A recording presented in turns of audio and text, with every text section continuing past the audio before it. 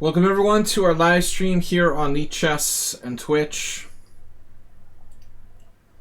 International Master William Pascal, we are doing our subscribers game analysis stream tonight. I'm going to say something about this.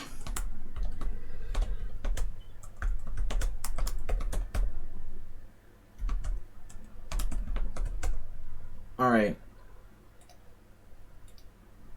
Learn something. Contribute to the Chess Knowledge Collective. Welcome everybody. Thursday night. We do this every Thursday. We take 10 of the subscriber games, go over together, live. Welcome Masturbate. Who else is in the house? Yubades, our organizer for the Thursday night stream.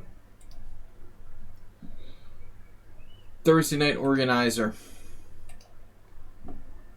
Is the stream live? Cooking Rooks is here. Spectacular Camel is here, aka Yabades. Yo Bates. Yo Bates. Welcome people. What's up guys? So I've got... Did we get a game from Cooking Rooks? Didn't Cooking Rooks like promise to submit a game or something? We've got Yabades game, Warnaki, Asterbait, Road Chess Dude, Sumahair, and Princess Chess. So only 6 as of right now.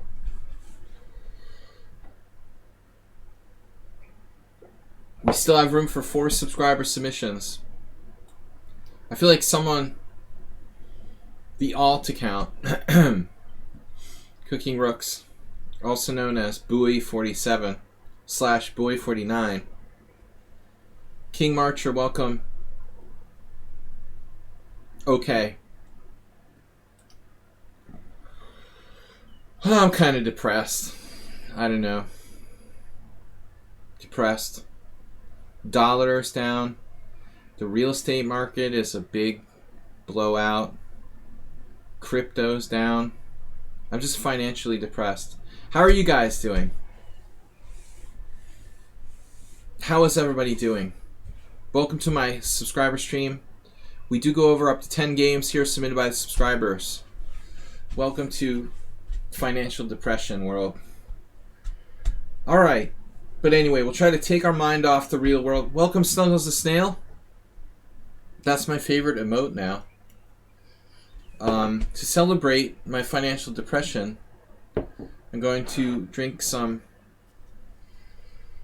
for the summer as well, I'm going to drink some mango and lime cider. It was really good. Highly recommended. Alright. Beer, maybe later. Bear beer.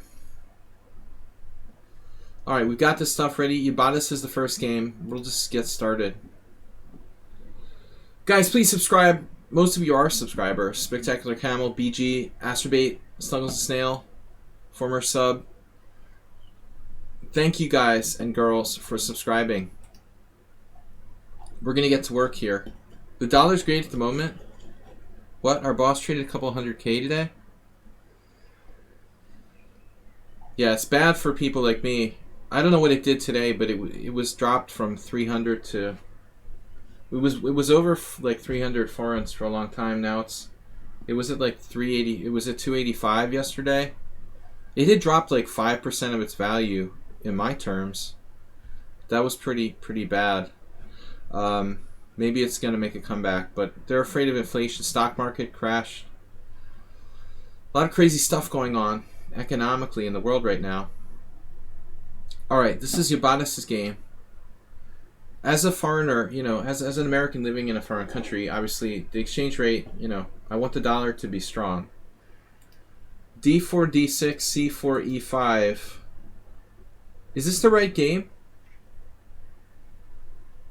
No, I mean, there's 300 forints to a dollar. There used to be. Now it's down to 285. Something like that. Around 300 is pretty standard. So foreign is worth like a 300th of a dollar, but it's seriously, like, the dollar dropped like 5% a week ago. So we've got, I know it was trading badly compared to the Canadian dollar and the euro and stuff, but I don't do a lot of forex. I'm just like, I lose like purchasing power when the dollar goes down. E5,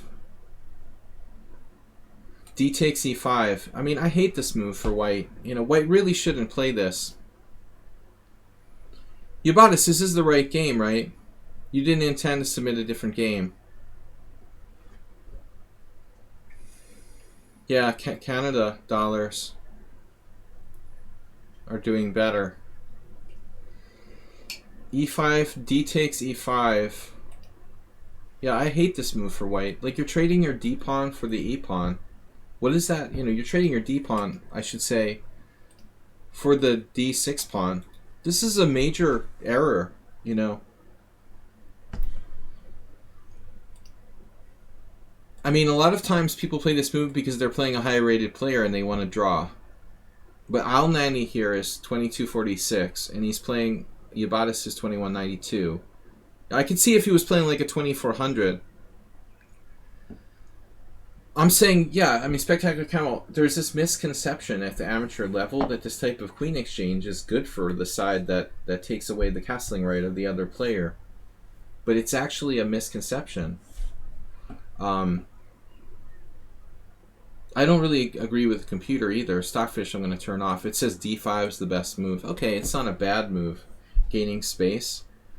But I think the best move is probably either knight F3 or knight C3. I played a game the other day with knight C3. I want to start talking like a Canadian. I don't know why, I just had a sudden desire to do that. Maybe because of BG. But,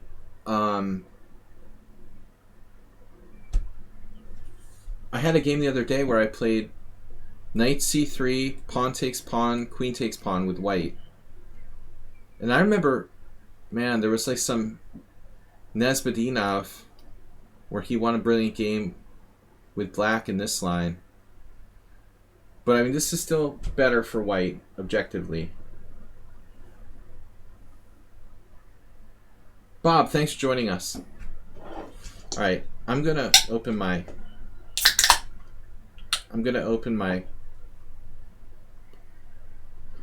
cider now.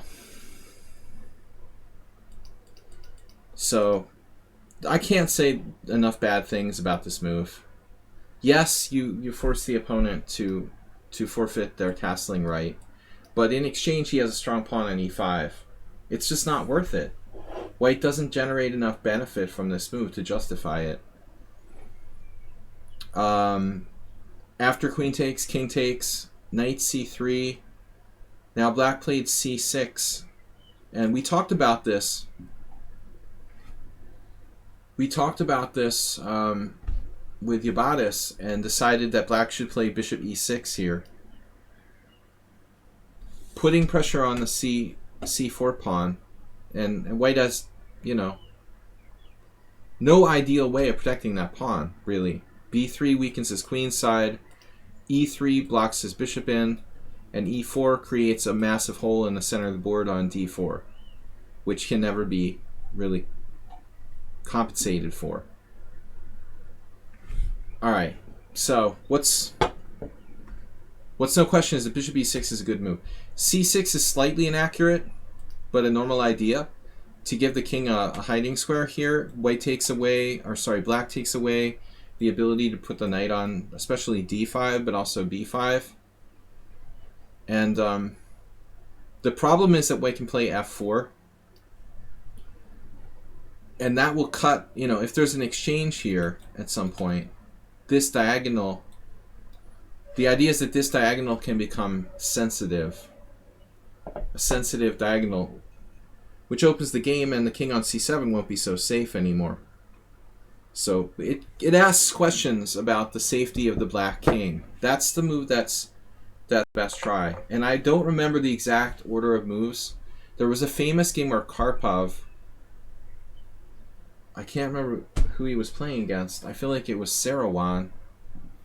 Like Karpov Saruman. Where this f4 move created a lot of problems for black. That's the only dynamic try. Leonid Sokolin was 2503. Wow.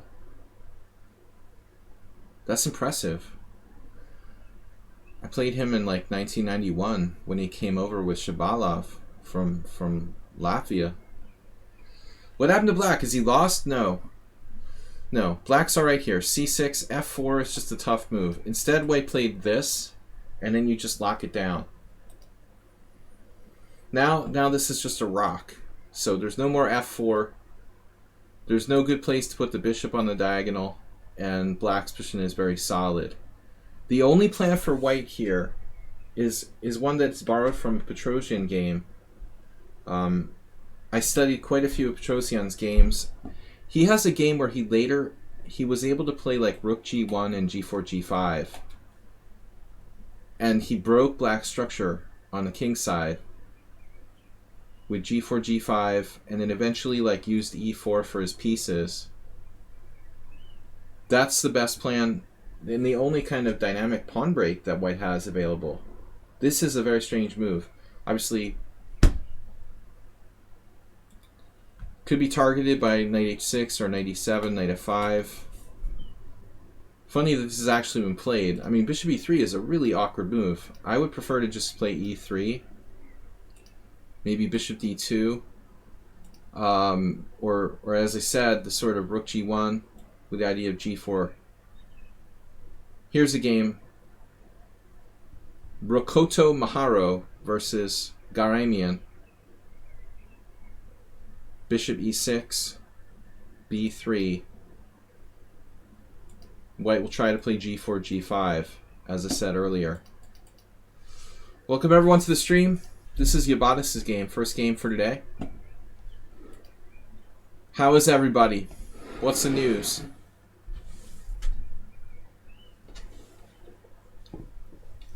How's it hanging, Bob? Good. I've got a Cooking Rook submission.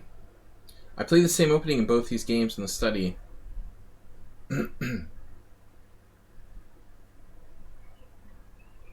Cooking Rooks, Yabatis, did you get a submission? Uh-oh, Yabatis. Bob's coming to your country.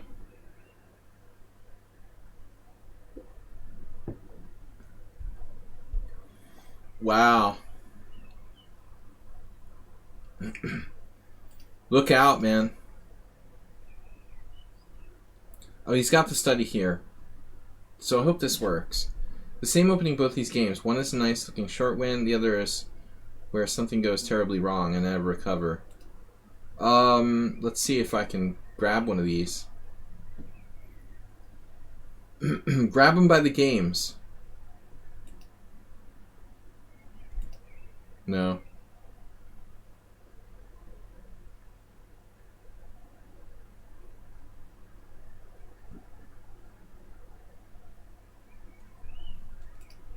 Can I sync? Yabatis, can we get this? How are we going to get this? Cooking Rooks, can you send it to Yabatis? I'll grab the URL for the chapter. Alright. Here's the URL for the chapter. Copy. Alright, what am I doing? I'm going to analysis board. What am I going to do with the URL for the chapter? Just put it in the study? Do you want the URL for the chapter? I'm going to go back to our study now, continue our analysis. Submit that as the link in the study. Wait. Can I do that? What? What?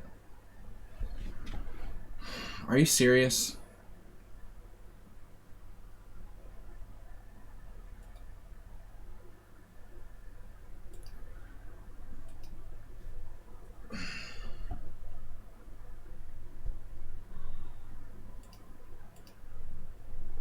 I'm sorry, guys.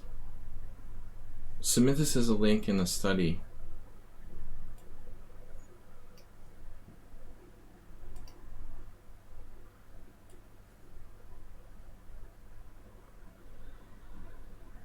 Add a new chapter. URL. Wow. I can just put the URL in there. Let's see if this works. I've never done it this way. Oh no. It's not going to be that easy. Alright, you do it. We make Ubatis do all the work.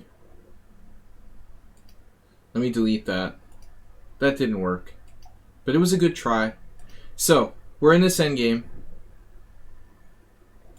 Ubatis, be very careful if you see any suspicious characters on the street in Denmark soon. So yeah, bishop e3. I mean, this is a very weird square. Oh, check. Okay, now the c4 pawn. What are you going to do? Can you say overextended? Say it with me, boys and girls. Overextended.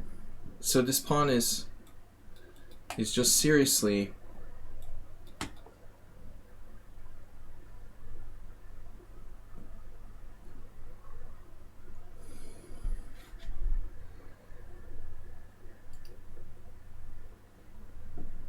I can't do a good Homie the Clown impersonation. What about knight a6? Obviously there's knight a4 or knight e4, but he's dropping his a pawn. So he's just totally screwed here. You can't keep both pawns protected. Duh. Yeah, he just like forgot. And there it goes. Nice knowing you.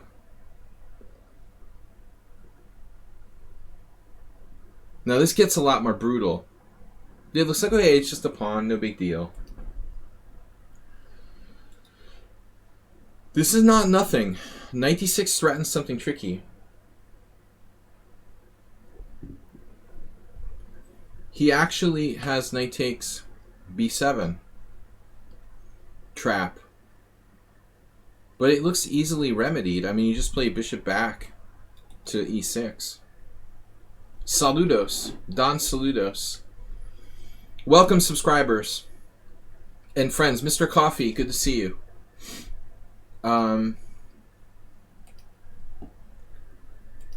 B6.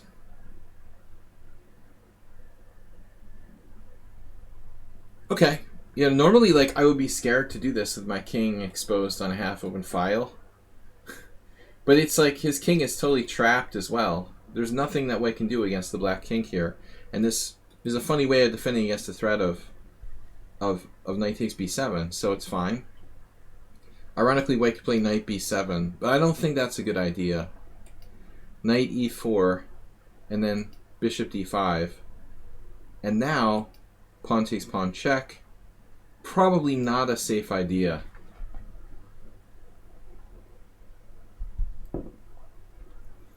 I think maybe knight c3.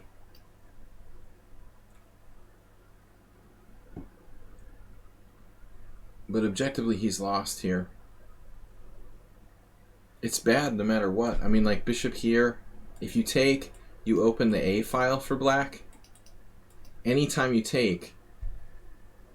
I was thinking maybe this wouldn't be so bad. Like, takes, takes, takes, takes. White has some chances for survival here.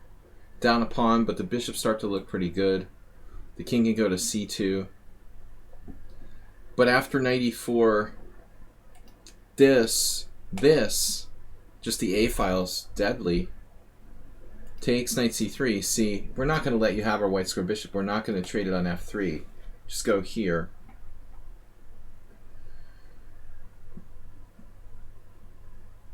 Now I was thinking rook d3, right? To keep an eye on this bishop. Check. And now king d2. Can black do anything to hurt white here? Oh my goodness. Well, there is like bishop c4, right? That just straight up traps the exchange. So that's the easiest solution. Man, I missed this, and so did your opponent. Boom. Well, this was a really neat idea. Check this out. So how he's like in a little coffin based on the pieces. It's amazing. He's in the box of pieces. Failure to coordinate. Beautiful, beautiful idea. Knight e4, check. Oh, is that important? Wait, all these are covered, and all these are covered. So it's over. So sick. It doesn't matter. Knight c3, rook d1 mate. Rook c3, rook d1 mate. That's so ill. Mate. Yeah, it's a beautiful game. I've got a challenge here. I'm not accepting like random challenges today. Hopefully you don't have to turn it off though. So good game. Cooking Rooks game. Hopefully Spectacular Camel, you get that in there once we work it out. Good game. Spectacular Camel just showing off. Really. He's up to 22-16 in Rapid.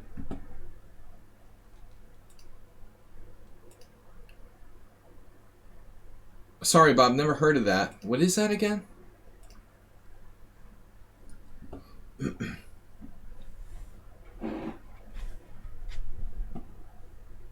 Some sort of chess dinosaur. All right, that awkward chess site with the ugly layout, and no, we don't play there. Sorry, man, not a site for professionals. So, all right, Cooking Rooks game 7. We've got room for 3 more games. Warnaki's up next. Warnaki, thanks for supporting the stream, being a subscriber. Thanks to all of you guys. We had follows from Piccolo, Retro, Silencer Gamer, Tininho.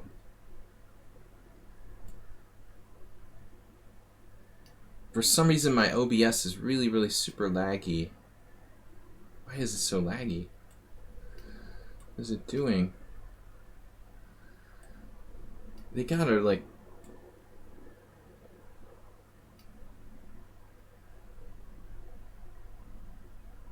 Just a minute. We're gonna go on to the next game.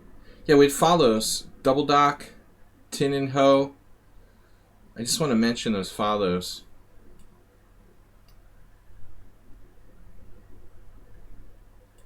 It's really hard to scroll in the notifications box. I don't know why. All right, so this is Warnaki playing white. D4 F5. White against the Dutch. Thank you guys for subscribing, for supporting the stream. We had a gift sub from Move 11 last stream, or 2 streams ago. Zen Chess donated 1,500 bits. Cooking Rooks with 500. Cheesemate with 250. We're going to be back tomorrow. Blitz and Blitz tomorrow morning, 11 a.m. CST. So this is Warnaki playing white. Gingy Ashvili, he used to advocate me to play this. He wanted me to play. He used to play this Bishop G5, but I don't really get it. You know, I don't know. I remember I lost to this guy, Aaron Pixton, really badly in this line. Bishop G5, E6, Knight on BD2, and you try to play for E4. But my opponent just played like, I think he just played like H6 or something. It was weird. It was like takes, E4. That can't be the right position. I remember playing this and not getting anything, though, in one game. Alright, what else? You can transpose to a normal line, so he doesn't try to play any nonsense. This is normal. You know, most people don't play knight f3 right away. Oftentimes, like, professionals play g3 right away, Warnaki, and we can sometimes put the knight on h3. It depends on what setup black plays, but it's nice to have the option to go knight h3. I noticed one funny thing the other day in the birds opening was knight h6 one of its top choices. Let's see. Maybe I'm hallucinating. I was thinking like it was thinking knight h6. This isn't that great here. I mean, white could play e4. But the same idea. d4, f5, knight f3. Okay, whatever. Knight f6, g3, standard Dutch. H what?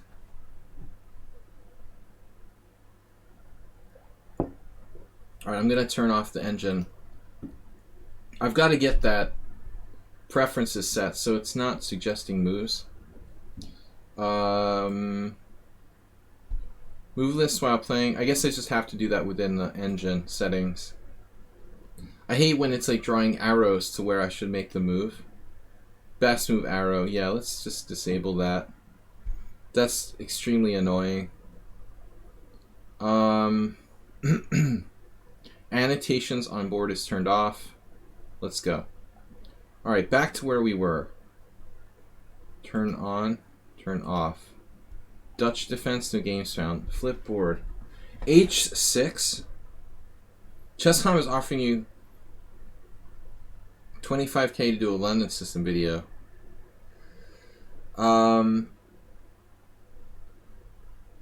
Send me a private message, Bob. We can discuss it.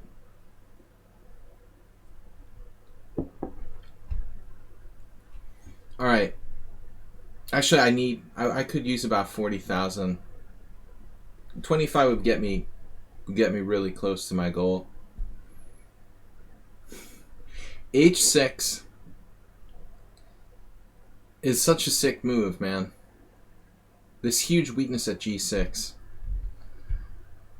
So it's very tempting to play 95 right away. I mean, what is he going to do?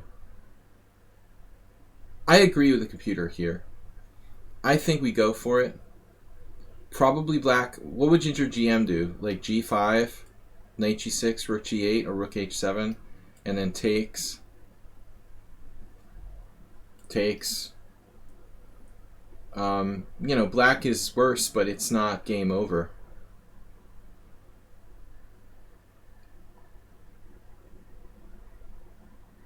These dark squares could be attacked by H4.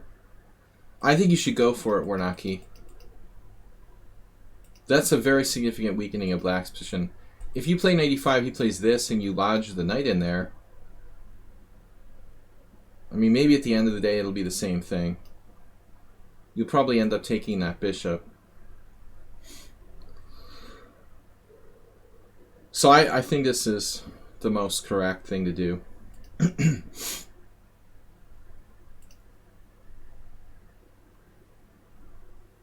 Wow. Suddenly there are actual games where this happened. This is so sick, man. Christian Bauer played this move with black. Man, I think that somebody played it against me in Blitz. I seem to remember. You know, so theoretically, if black plays like e6, g5, queen e7, bishop g7, knight c6. Yeah, there was a guy playing in our tournaments on Tuesday, I think. I can't remember his name now. You think Bauer played h6 on move 1? I played that against knight f3. Against Schieberspieler and beat him. I've noticed Hikaru has played that against knight f3. Maybe specifically knight f3, h6, d4, f5 or something. So this is the Christian Bauer variation. Yeah, I mean, it looks very, very incorrect. But you missed your window of opportunity to play knight e5. Now if knight h4, one player played knight h4 and lost. Kolovich lost. He actually went for it. King f7, what else? I mean, he could play g5. and as I said, go into this type of thing. But here Bauer just played king f7, and now the knight is refuted. Koldovich played e4. F takes e4. Bishop takes e4. Knight e4. Queen h5 check. King g8. Queen d5 check. e6. Queen e4.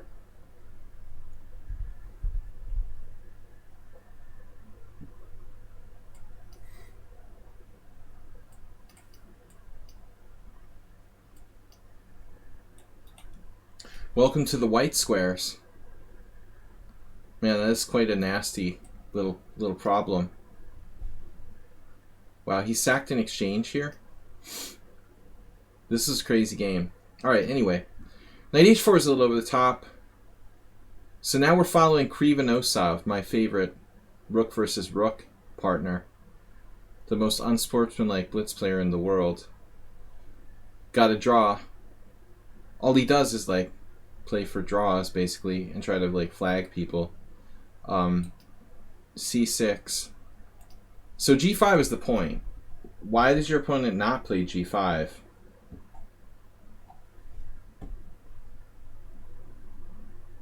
You know what I mean? There's no point to this unless you play g5.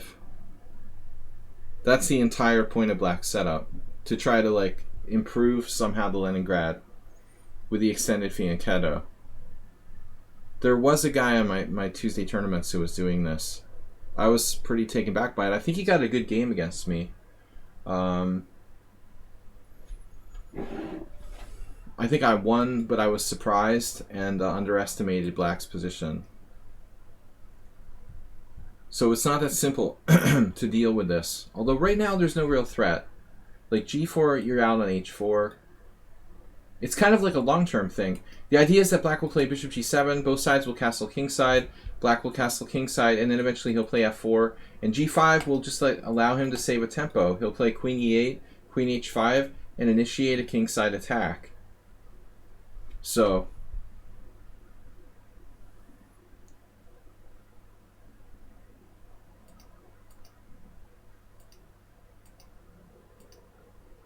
and now we get like really weird bishop e6.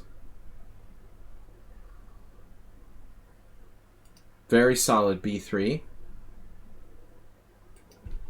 And now g5. Yeah.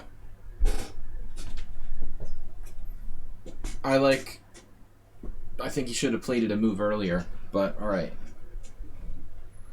So it's hard to exploit this for white. What we want to do is open the position. That means like playing for e4.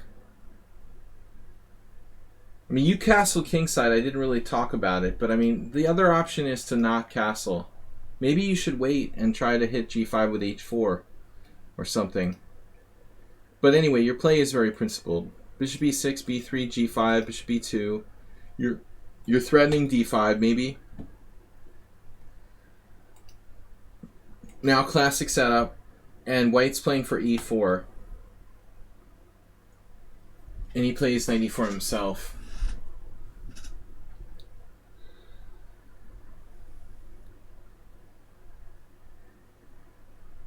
At some point we can play h4.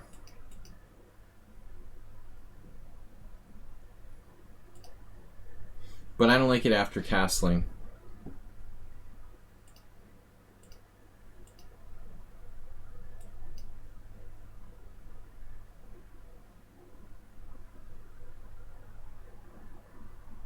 This could happen. For example,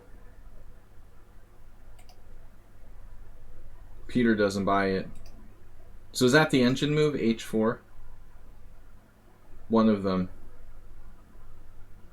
So h4 turns out to be the computer suggestion.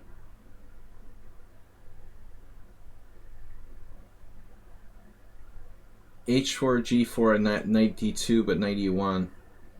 But knight d2 is also not bad.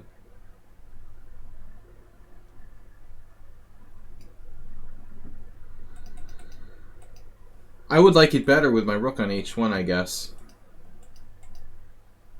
Pass pawn 9, 9, 9, 9, 9. 9. Thanks for subscribing. Anyway, white's play is very correct here. Black played knight e4. So the first thing I would look at would be knight takes, pawn takes, knight somewhere, attacking e4, and then breaking it up. Yeah, you got to play d5, and you can break his center with f3. White is clearly better. Clear advantage. I mean, if he has a million moves here, I guess he'll be alright. But you have d5. Oh, that's crushing. That's even stronger. So it just wins a piece. Yeah, I mean, he can't do knight e4. Clearly. Clearly, bishop f7 with the idea of bishop g6 or bishop h5. And you should be trying to get in e4.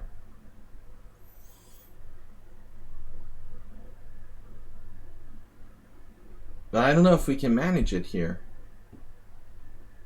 Now, queen c2, bishop g6. Computer says d5. Okay, this is another problem. The positioning of these pieces. The knight coming to d4. That's not easy to see, though. No, I mean, this looks like it loses a pawn. Pawn takes pawn, pawn takes pawn, bishop takes. Not so easy to calculate this if you're not a computer.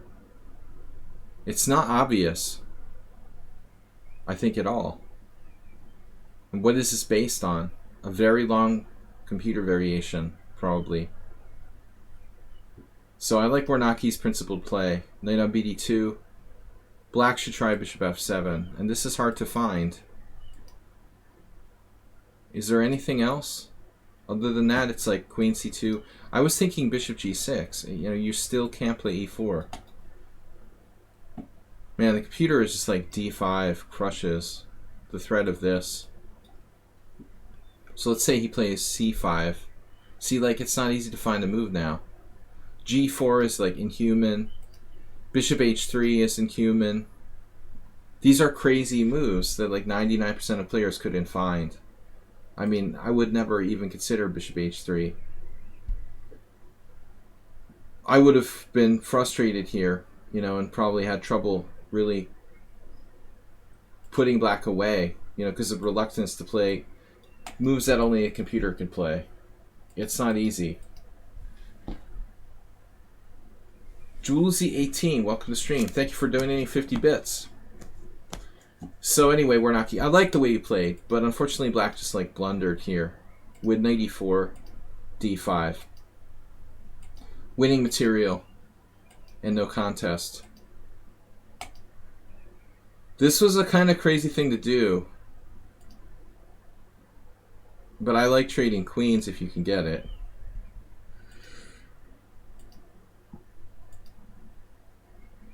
Frankly, this looks even better. e6 is a problem and f5 is a problem. The bishop h3, I don't know, man. That's a computer move again. You can't take everything the engine spits out and be like, oh yeah, I should have seen that. You know, bishop h3. It's a completely unnatural move. I try to be realistic when we share the engine lines and throw out the ones that are just like almost impossible to comprehend. Something supporting g4, I guess. It's a what the fork move. But I think here you're just rescuing your guy. But you did give him a powerful pawn on e4. So if this is like a blitz game, you know, he's still alive for now. You played very safely, Warnake. Even a little too safe. That's ironically not a safe move. You're going to trap your own bishop on a7. Whoa. After how safe you conducted this game, I'm surprised you grabbed that pawn on a7. Probably a4. Do you like to play a4 as well as a5? B Max subscribed on tier 1. Thank you very much. 2 months. We still have room for 3 more games if anyone wants to submit a game to Yabatis. Yeah, I'm not grabbing that bishop. But if you had a4 in, it would work. Because you could meet b6 with a5. You need one more tempo to rescue your bishop. Now, I guess... You had this calculated out? Are you serious? Knight d4. So let's say he plays like queen a8. He's got this, right? Queen a8. Knight d4. You have to play knight d4. And then bishop g7.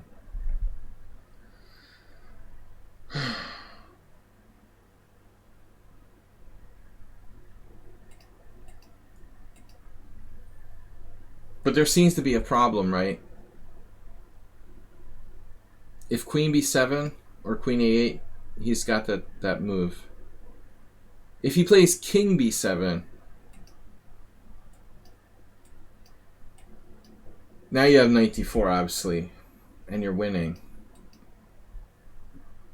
But what if queen b7? Same thing, right? You can't get to b5 to save your bishop. He's still pinning you.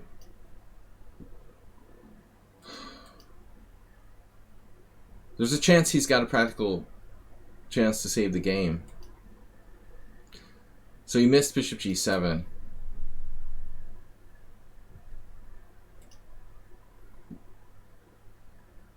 I mean, I assume you're still winning. Computer says by a massive margin. So, what's the material here? 2 pieces for the rook. You know, by material value, white has... You're up the exchange. Oh, I'm crazy. Yeah, you're still just up the exchange. Alright, it's too much. It's too much. I thought it was 2 pieces for a rook. Alright, it's over. So the game was actually this, in fact. Bishop g7 wouldn't save him. But, I mean, you know, you could have played knight b5 as well. I think that's comfortably winning. You didn't even care. Grabbed his pawn on f5. Ultimately, these pawns are going to roll on the queen side. There you go. Information is power. It's totally over. It's totally over. This is just a landslide. Oof. Well, there's bishop d7 check, winning the queen, right? Same difference. I mean, here you should play rook c6 check, and then rook c1. But it's too much material. 2 bishops for the queen. Good game. Road chess dude, 100 bribe to analyze my game next. Alright, it's the deal. Man, I'm getting cheap. But it's only 1 game sooner. I accept. You just got your phone. I'm vaccinated tomorrow. Great. I just got my vaccine on Monday. Ugh. I have a backache, but I don't think it's related. I'm hoping to play chess by July and other cool stuff. That's great, B-Max.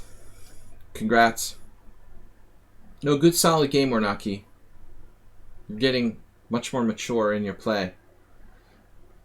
You know, used to be really off the wall sometimes, and this is I would say you're gravitating toward a very serious brand of chess, which is good, very logical. So the road chess dude. All right, Yabanis, you got a game from B-Max. Road chess dude is gonna skip ahead of Astrobate for 100 bits and a small donation. Very well. Astrobate won't mind. We'll do Road chess dude game.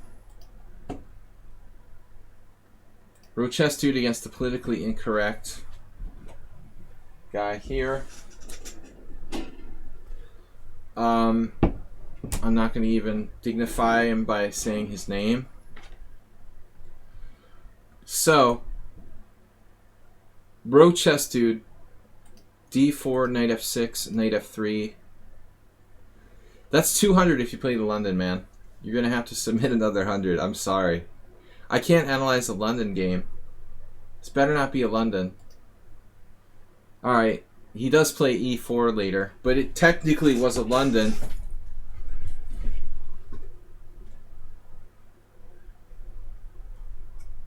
It was a London for a few moves. Then it transposed to the Peerts. Peerts, London. g6, bishop f4. Bishop g7, and then you play knight c3. It's a funny move order. You know, most people play knight c3 first. So, I have played this before with white back in the day. Never really much myself. But I mean, black's best move is d5.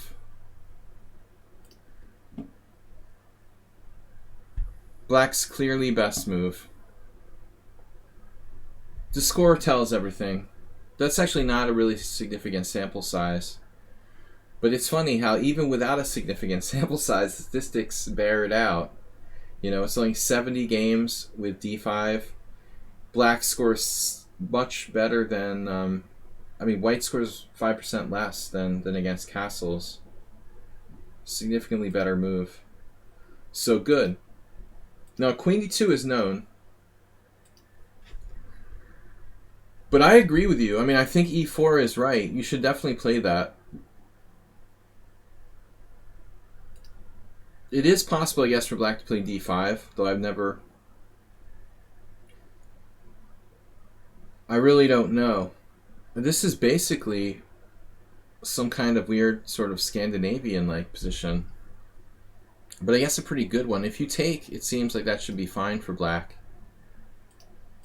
So my intuition would be to push. There's only one game here.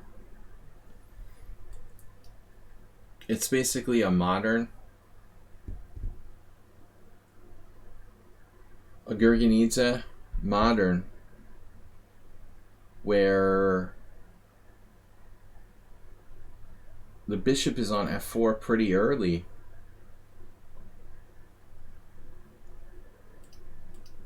So d5 is an interesting idea. I mean, there is a line there, right? d5 takes, knight takes, knight takes, queen takes. We can try to be greedy with bishop takes c7. There's actual games here. Okay, I mean, this deserves to be examined. It's like a pawn grab. Yeah, it's a pawn grab in the Grunfeld bishop f4 system. Very similar. So I don't know. I would imagine that black has some compensation. What's the computer say? Strange move now. Queen c6. Very odd. Yeah, I mean, bishop g4 is kind of a dead end, I guess, after c3. Maybe it's just not good enough. Anyways, not important. So black played d6, queen d2, and knight bd7. What is black supposed to play here? I never get into this. I don't do this for black. Is e5 a move?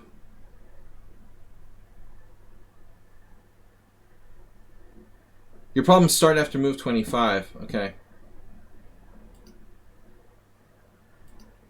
Yeah, I mean, knight on bd7 is classic, I would say. As long as you can't play e5. I was wondering if black... I'm sorry, this is a mouse slip. What happens if e5? It's just snap. Snap, snap, snap. You can't do it. Alright. So the main move is bishop g4, but I don't know about that. Black trades the bishop off.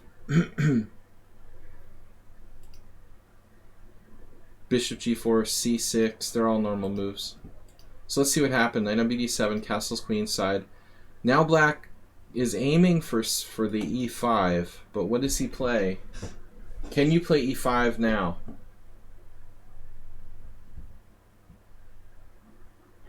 He can't play e5 now. Or can he? I want to see this. He does. But does that work, right? This doesn't work. You can take, pawn takes, and if knight takes e5, you have knight takes e4, knight takes e4. No, it doesn't work.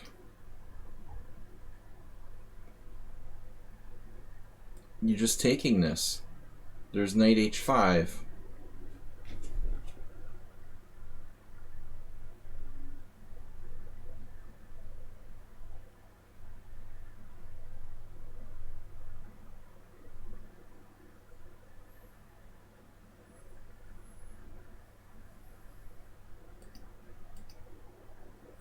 So I guess you can just eat this pawn. There's knight h5 right away.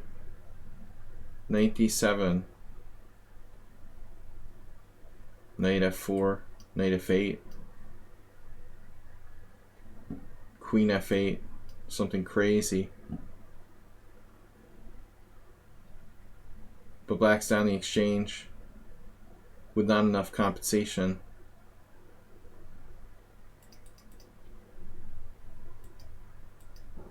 So I don't think that black can play e5, right? You just believed him. It just doesn't work. He's just not protected. So what the heck is he supposed to play? You know, if he can't play e5. See, these people played c5. But it's like, what is this? c5, d5? Wait, is castle queenside in a Benoni? I don't really like that.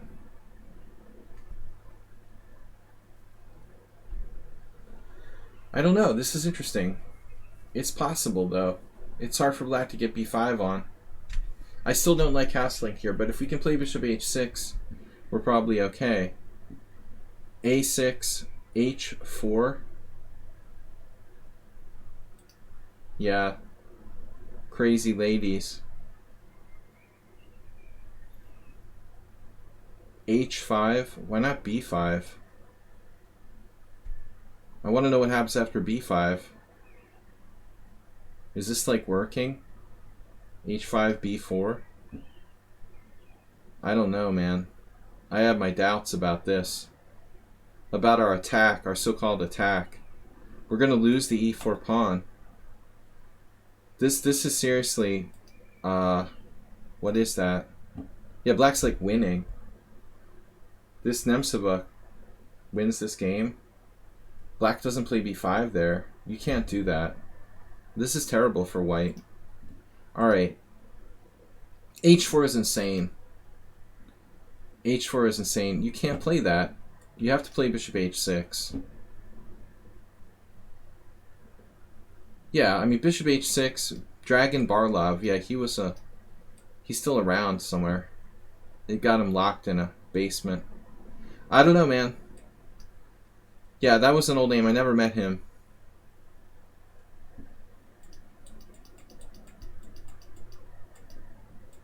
So, yeah, he was a player in the 80s, but never super strong. Average grandmaster. Asterby was trying to remember the name of a Serbian grandmaster. So, e5 doesn't work. You go here. This is the problem, you know? You're trading off your dark-scarred bishop. That's a bad bishop on g7. But what can you do? Win the pawn instead. So this is just a blunder.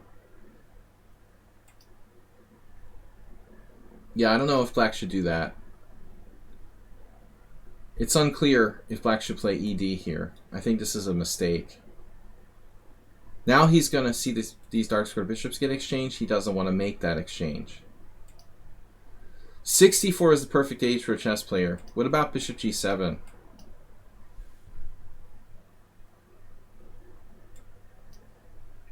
Yeah, that's the problem. So you have to do this. It's probably fine. I don't like the fact that black's giving up his center when he has a bishop getting traded off on g7. That's a fail.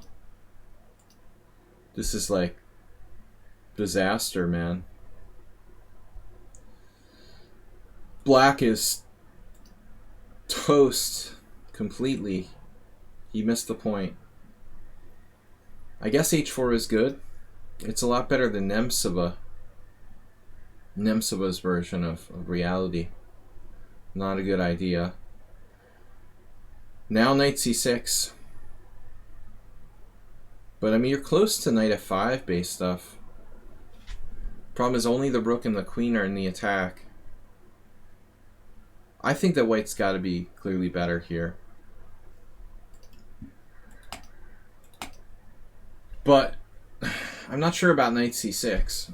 You're kind of moving away from the king side almost. It can't be bad. Maybe this pawn can be sacrificed now. For example, like h5, b4.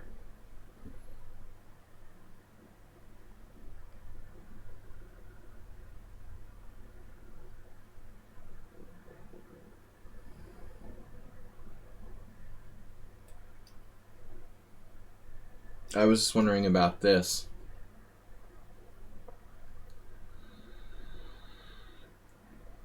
White's attack looks really strong. I'm not even interested in taking this pawn. I was thinking queen f4. And white has a massive, probably winning attack in this position, I would assume. Except for the fact that black has queen g5. Even that's probably clearly better for white. c7 will fall in the endgame. So I don't know. Knight c6 is interesting, but I'm not sure about it.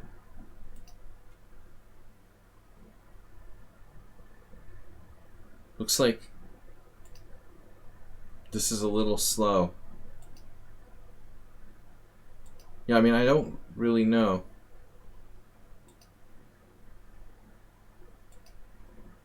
Again, white's still better.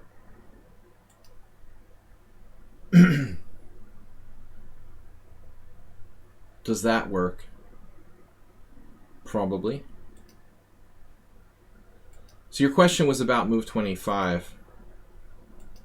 Well, it looks like you're playing like a good center attack here. But I'm not sure about f4. No, I mean f3 is okay. This knight has a back here, knight f5 check. But it doesn't make sense to me to play f3 and then f4. I don't think that's the right idea. I mean, white's just better. I mean, if you play h6 check, dude, I think he's just done. His rook is on h8 for the rest of his natural life. I can't, you know, there's no immediate win, but I think that black is lost here strategically. I don't think he can do that. You can't play rook h8, you know. It's like h6 in the dragon sometimes. This is not a tactical win. I mean, I don't see how black will survive this strategically with his rook stuck on h8, you know. How can he play the rest of the game like that? When the center opens up, it's over. So I think that's just crushing. No need to really look at anything else there. But let's see what happened later. Yeah, I don't like f4. It might be good, but it's much more risky and messy. Knight c4, bishop c4, bc4. Now we have to worry about that. Still white's better. And then e5. I expected black to take here.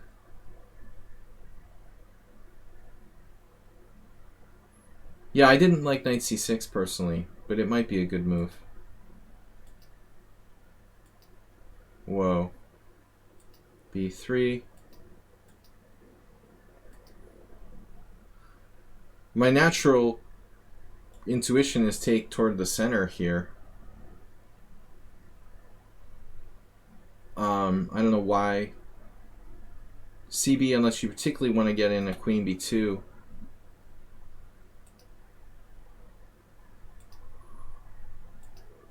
I think the odds are pretty long there.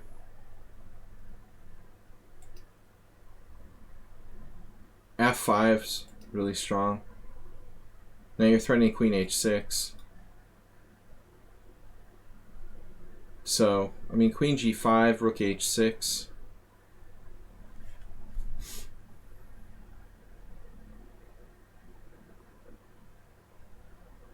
It looks like you have g4.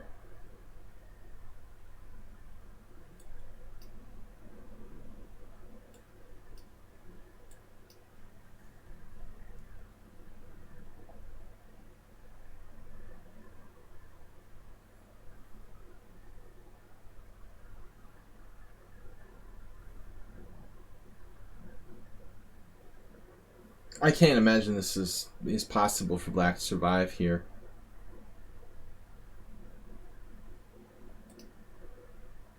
He does have one threat, like queen c6, that can be answered by rook e3. Probably. This has to be winning, right? Dr. Tripchance came up with the engine move. e7. I said g4. g4 is nowhere near the best, though. e7. Threatening this. No, this is crushing. But there was no like one move knockout. So you played that, and that's it. Then yeah, he kind of hides behind the pawn. It's also leaving your pawn isolated on e6. You could lose it. Yeah, so you kind of lost the thread here. I think this is clearly totally game over. Queen g5. Now he has some practical chance, I guess. There's no immediate threat here. And now you're hanging g2 with check. He didn't take it. It's out of control. Totally out of control. Check. Maybe take the pawn on g6. Yeah, this is a mess. I don't think you're winning anymore at this point. You might be slightly better somehow based on pawn structure, king safety, but it's not clear.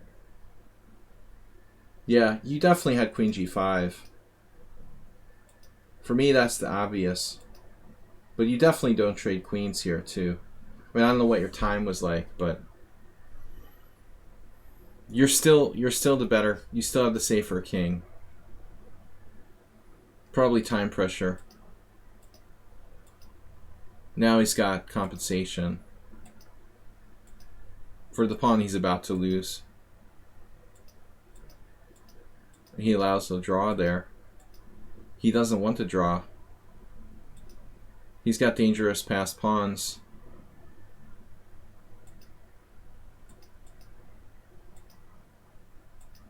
Tricky. Yeah, I don't like this. This was bad. Bad news. You're very close to losing now. It's possible this is lost. I mean, these two pawns are too hard to control. You had rook takes f6 here, but does that even matter? Doesn't even matter. You're probably lost, right? Rook takes, king takes, check. King e5. Knight takes. No, this might be a draw. Wow, no, it's lost. Of course it's lost. You can't stop the pawn. Okay, so rook a5 check. Oh, that's bad. All right. Yeah, there were several good ways to win, but I don't think it was like you missed any obvious moves. Queen g5, pretty strong. But it's a shame because you were always like in command in that game. It's sort of crazy to lose it. I just lost our study. Yeah.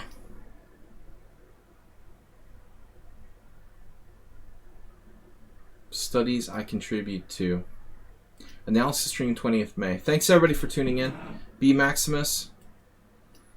We'll see if your game gets in there.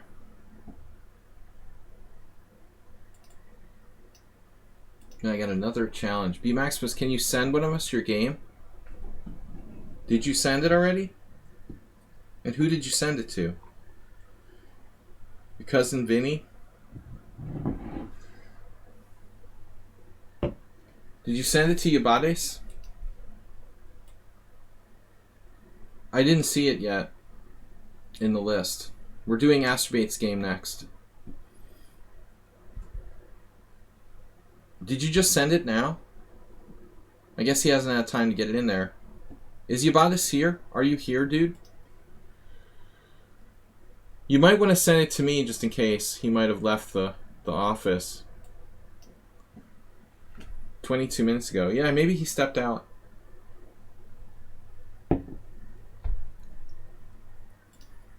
This guy just keeps challenging me. That's annoying. Alright. Astrobate playing black against Pablo. D4, knight f6, knight to f3. Alright. So Astrobate, here we have a problem. When you play the Benoni, man, you're going to have to be really well prepared here. If you want to play this move order, the problem is d5. Astrobate, what are you going to do when white plays d5 against you? Yeah, we usually send the games in earlier. It's better to send them earlier at BMAX. But we'll work it out. I think Yabades might have left. D5, B5. It's a reverse reti. Astrobate, you've got to play this way. Because E6 isn't good enough.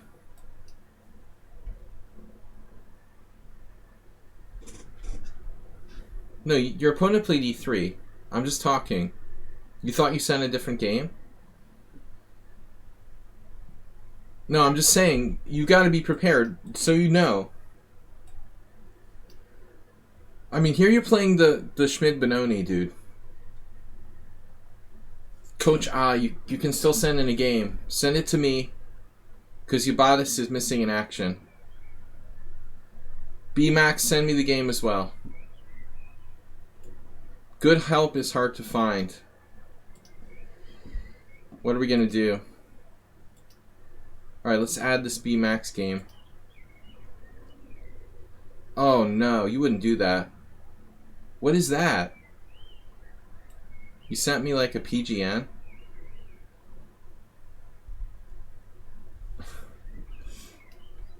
Alright. Let me see if I can copy this. Yeah, it's easier just to send a link to the actual game. That's why lichess is great. Alright, we're going to add this. There's no problem.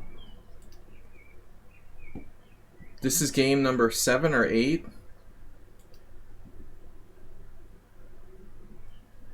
That's game number 8.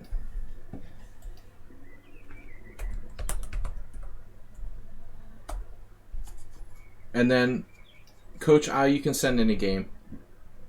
I'll let it slide this week. You are late. Alright. So, anyway, why am I on this game? I'm not. It's game 3. This is Astrobate's game with black. So I'm just saying Astrobate shouldn't play this move order unless he knows what he's doing in this. You gotta know what you're doing here, man. B5. B5, Bishop G5, Queen B6. I don't know anything about this. So, that's the best way to play, supposedly. If you allow it. I would recommend Astrobate, like, maybe playing E6. And then, you know, waiting for your opponent to play C4 before you play C5. And then you go into the Benoni after this. I don't see why you have to go and play... Why do you have to go and play C5 on move 2? You know? You're giving him the option to play this. And it's actually a very good line for white. So I think that's not really recommended. Don't play the Benoni until they play C4. I know that some people do it, but you got to know what you're doing there. Maybe more akin to a Benko type of player would like to do that. Lawyer Times, an old master that Coach A and I knew. Knight f3, c5, e3. Okay, the quiet game. Standard stuff. Takes. So, takes is not the most flexible. There's lots of stuff you can do here. E6, G6. You might see some other odd moves here and there.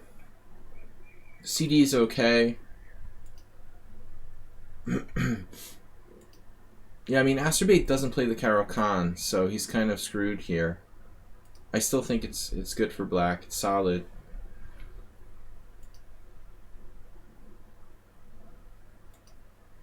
Yeah, now you got a London system guy. My God. Pablo obviously likes the London system, but he had the presence of mind, like a lot of people do dumb stuff like this. Astrobate's favorite variation now is this.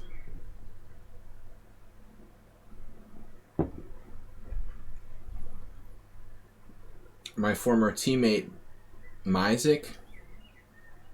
No, nobody would allow this, right? Nobody would allow e5. Just Astrobate's opponents. That's a beautiful trap, though. Astrobate has dreams about this. You'd be surprised how often this happens. e5. So Myzik did like this or something. This is ridiculous. I had a team of people who played the London system. If you guys wonder why I hate the London system so much, it like infected my like Hungarian league team, and like I had a team of guys who all played the London system. That's what I was faced with when I joined. I was like, what are you guys doing? Seriously, that's like the team opening? The London system? It's ridiculous. C5, E3, take, E6, Bishop F4. It's actually a fine move here. Black should play B6 now. Astrobate, what are we going to do with you, man? After knight c6, you have Rubinstein versus Dosidmirsky or something. You're heading right into it. Rubinstein like shamed Dosidmirsky in the London. He criticized him for playing c takes d. Something like this. Maybe I'm wrong though. I think it wasn't Dosidmirsky. It was just he played a lot of games with Dosidmirsky in that time. Was a typical opponent, and so there was another game, but it wasn't Dosidmirsky. It was someone else. This is just bad for black. It's unbelievable that a 23-29 player would play such a setup. We're exchanging on d4 for no reason, and then putting the knight on c6, and black has nowhere to put the bishop on c8. This just kind of sucks. So with b6 we have a hedgehog. That's the whole idea. The knight in the hedgehog doesn't go to c6 and like block your fianchetto. You have to go b7, put the knight on d7, play d6. Everything's fluid. The bishop's on the long diagonal, a6, knight on bd7, bishop e7. I talked with Coach A about this type of setup. I mean, this is the better way to play against the Tory attack in London.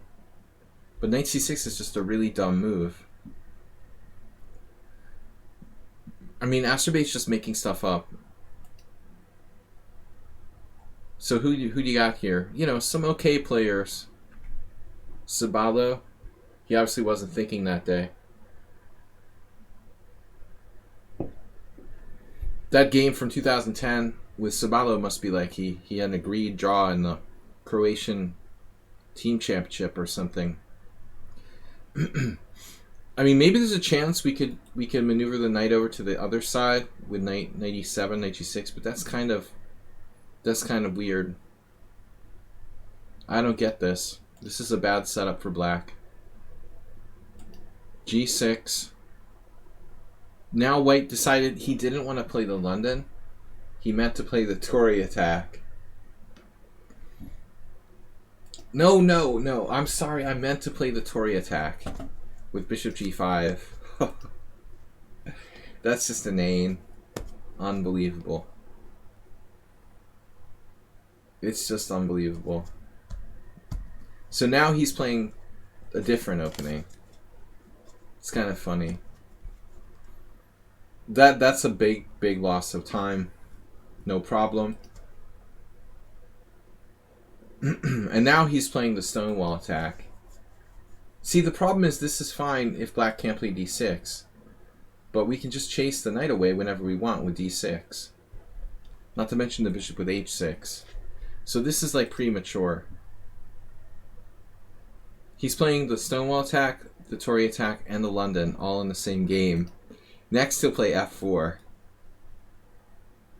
But if Astrobate did something stupid like play d5, maybe this would be justified. But I mean, okay, the simplest solution is this. Takes. Black.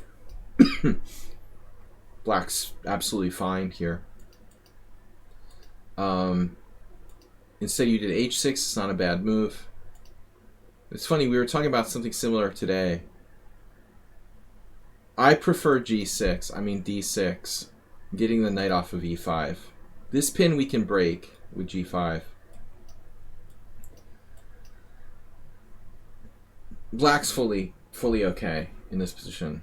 Maybe we can break the pin without having to play g5 as well. See, here we don't have knight h5, but we do have knight e4. And he found it. Nice job, man. Sometimes those London system players miss this. No, this isn't a hedgehog. Bornaki. The hedgehog involves like having most of your pawns on the 6th rank. Usually I have about 6 pawns on the 6th rank. Astrobate's all over the map here. He's got g5, no d-pawn move. It's a little unusual. But this is good. You're covering d6. Maybe you can play knight c6, bc6, bishop e5. Trying to induce some kind of weaknesses. What do you think? Then we have this. I'm just checking if this variation bears fruit. Probably nothing special. Queen c2. Doesn't look like it's enough. You meant before the transformation with the knight exchange on c6. Well, he's supposed to play the hedgehog with the knight. You don't play the hedgehog with your knight on c6. That's the move I really have a problem with.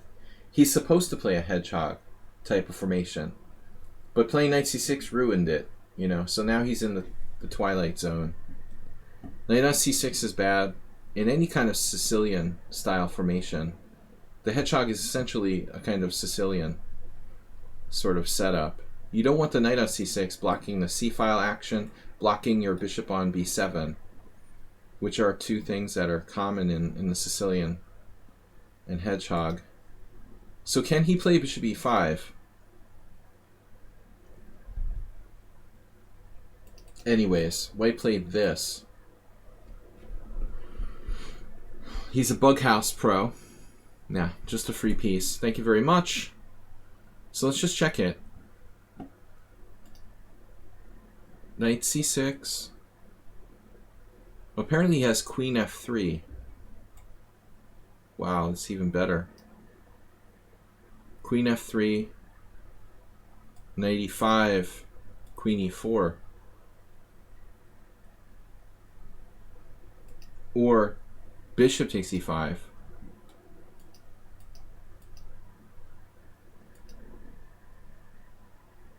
Wow. So Stockfish thinks that Astrobate was actually too aggressive with knight e4. I would have probably missed it as well. This is safer. Here you have it, right? Like take, d6, bishop g3, and then knight e4. It's still, white is fine, you know. Check. I mean, I know that trades off a good piece. Maybe he doesn't. Whatever. Bishop d3. This is okay. It's equal. This is crazy, Astrobate. Thank you for the piece. Nice knowing you. Spectacular Camel, did you get a game from Coach Ah yet?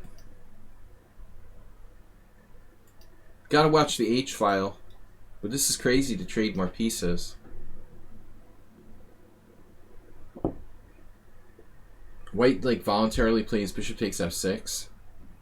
I mean, first of all, this is clearly a developing move. Secondly, h4, trying to open lines around the black king. But just trading pieces here is like equivalent to resigning. You could also consider king e7, but I guess this is safer. And plus you got threats anyway. So I think Astrobate was probably pretty hyped up on sugar cubes when he played this move.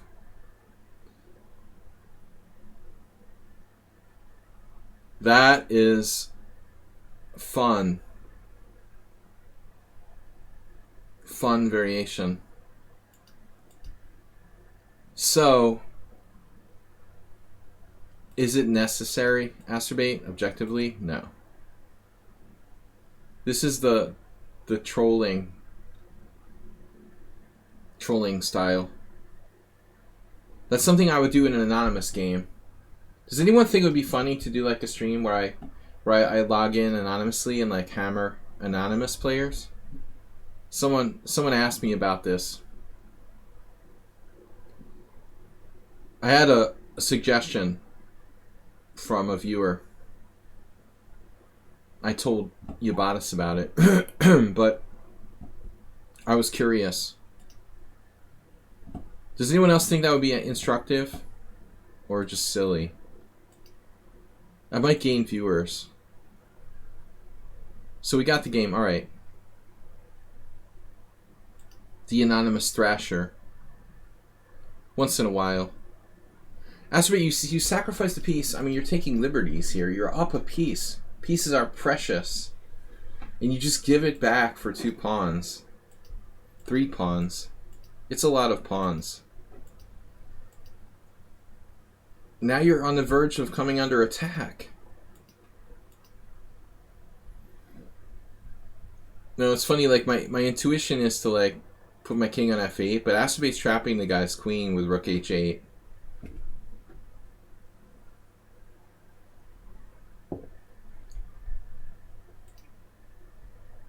Yeah, he seems to have lost the thread. How much time do you spend on this move? 2 seconds. Astrobate just assumed that it was defended. He was too busy moving fast to even think about the fact that his piece is hanging. Or do you just want to give him a chance, or what? That's terrible. And whammo. Kapling. That's a problem. We can give away 1, 2. He only has to give away 1 piece. Oh my god. Should you start with rook takes f3? Or bishop takes c4 first? He just went off with the piece sacrifices.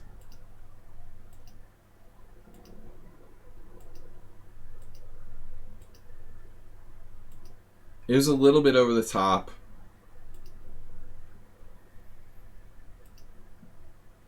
That's removal of defense. Yeah, he had rook g6. Man, white saw that too. That mate on b2. That must have been a sinking feeling in your stomach when he saw that.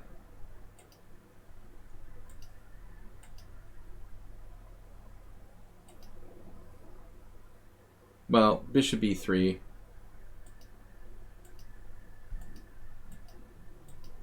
You had mates?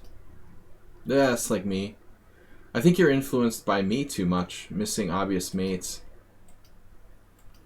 I'm like so not used to playing for mate in my like standard games. This is definitely not Not healthy. What the heck is happening now? So you actually have to give him the bishop with check and walk out to d6. Good choice. And now you're completely safe. For the moment. Now he resigned? It's not even mate. Oh, he lost on time. Okay. Yeah, Astrobate, that was sloppy. Very sloppy. So we've got Sumahara up next. Game number 5. Coach Ah actually just submitted game. Nassau Action Championship. My God. 1998. Holy moly. Hikaru's dad. We should do my game against Magnus Carlsen's dad. And then we can have like a dad game contest.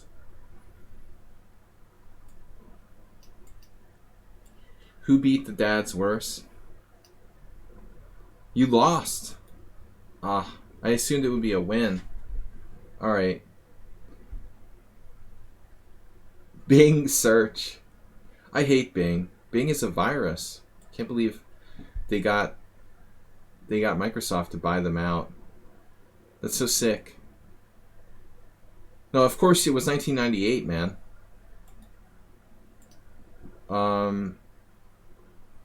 Wait. 1998. I was hunting my IM title in 1998. I was on the verge of evolving from a FIDE master to an IM in 1998. Damn it, this doesn't work. Wait. Coach Ah, what are you doing to me? Site question mark. Did I miss something? Why is this PGN not working? You want me to teach you something, or you want to teach me, or you want me to teach you something, or want to teach me something? Alright, it worked. Yeah, I beat Sunil the first time. I lost to Sunil. Actually, it's interesting. I played Sunil in like... You know when I played Sunil? It was like 1987. I lost against Sunil. I'm guessing it was 1987. But it might have been 1988. It was 87 or 88. U.S. Amateur Team Championship.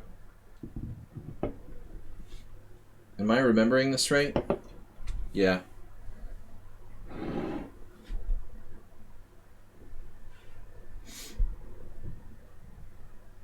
Do we get it in a study?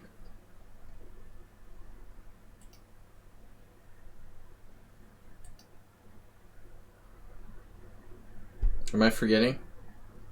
There it is. Alright, so this is Coach. Coach Ah.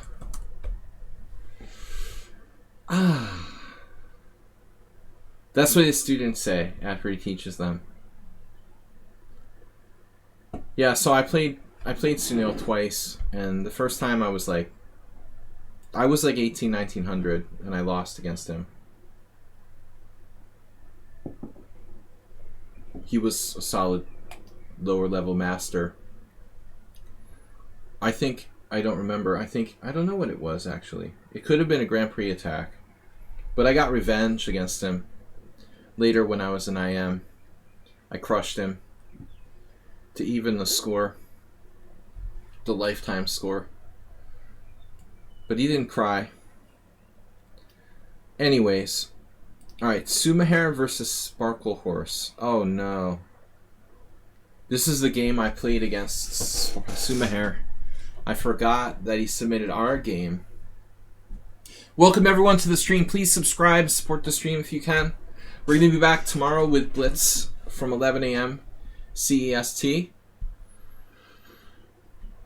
Bing is just Microsoft Search rebranded. But I mean, I hated Bing. Bing makes me think of TikTok, and they're both viruses. I hate things that like start off as viruses. They're always viruses. In my mind. It just doesn't seem right, Alright. Isn't it weird the way the lichess.org overhangs my title on the board? There's like an overhang with the G. You can't see it on the screen. Seems weird. They need to clean that up. So we get to see me talk about my own game. Yeah, man. This was not my best game. It was Weird Wednesday and I played the Dutch. Or maybe it was a simul. Let's see. 300 plus 3. No, this was a blitz game. Casual blitz game. I played the Dutch. So I also have played Bishop G5 in blitz. I played that against someone on sound in a simul. So I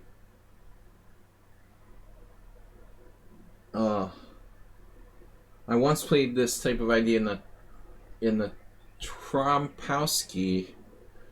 I was trying to remember what I was trying to say. I once played like C6 in Trompowski, decided to do it here just because I thought, you know, the average player who probably doesn't know these variations very well, they've studied like knight f6, they've studied probably d5, they've studied h6, but I mean, you know, do most people look at, or g6,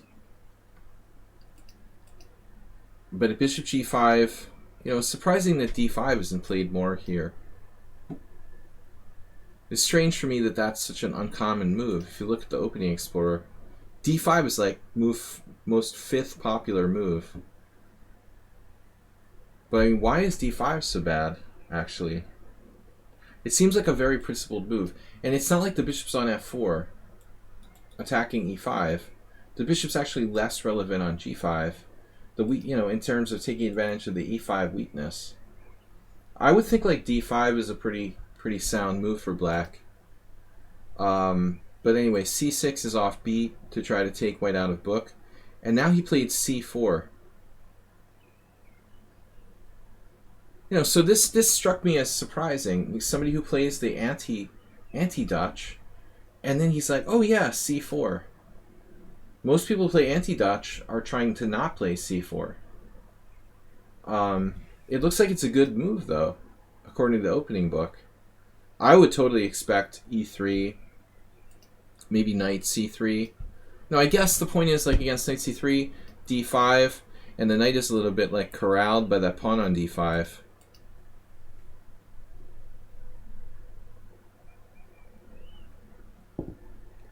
So I was confused by c4 a bit. What about the b2 pawn? You know, should I try something wild like queen b6?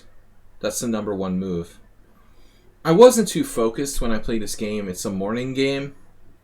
Like the other day, I had alcohol causes brain damage. Did you know that? I learned that today on the BBC. Alcohol damages the brain, apparently, and I wonder why do I have brain fog? But if it was in the afternoon or later in the day, I probably would have found, or you know, been thoughtful enough to play queen b6. Generally speaking, I don't like playing queen moves like this and pawn grabbing, but that's kind of part of the point here with c6. So I just played d6, trying to pretend it's like a Leningrad. Apparently this is really rare. I don't think that Sumaher necessarily plays the best now. Here are some games. Sabalo with white, 1983, and most importantly, there's a Navarra versus Yusupov from 2015.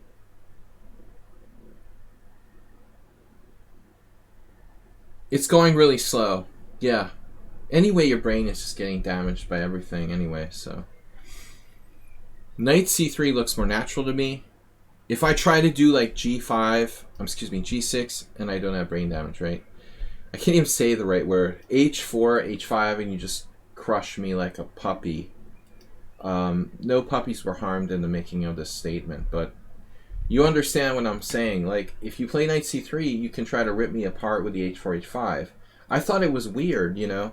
He actually lulled me into a sort of false sense of security here. When he played knight f3, I'm like, oh, that's great.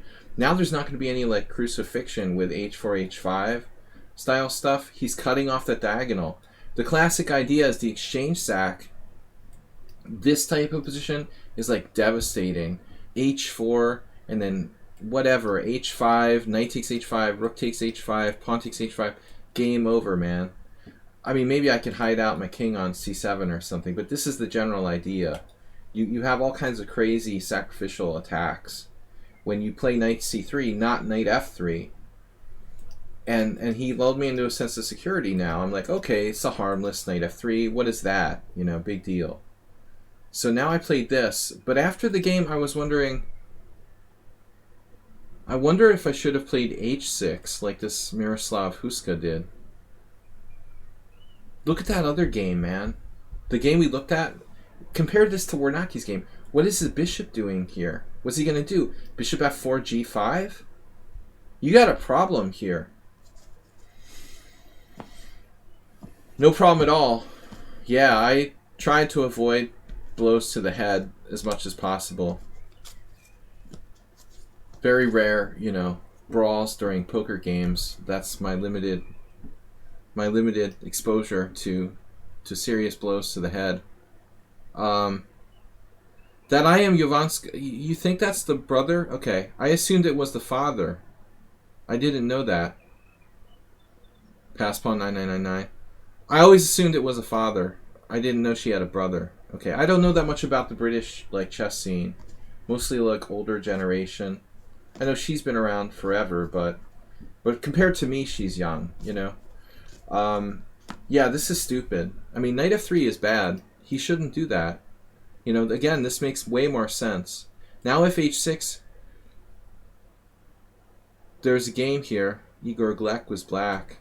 I don't know. It's just stupid of me. Knight f3 is a bad move by him.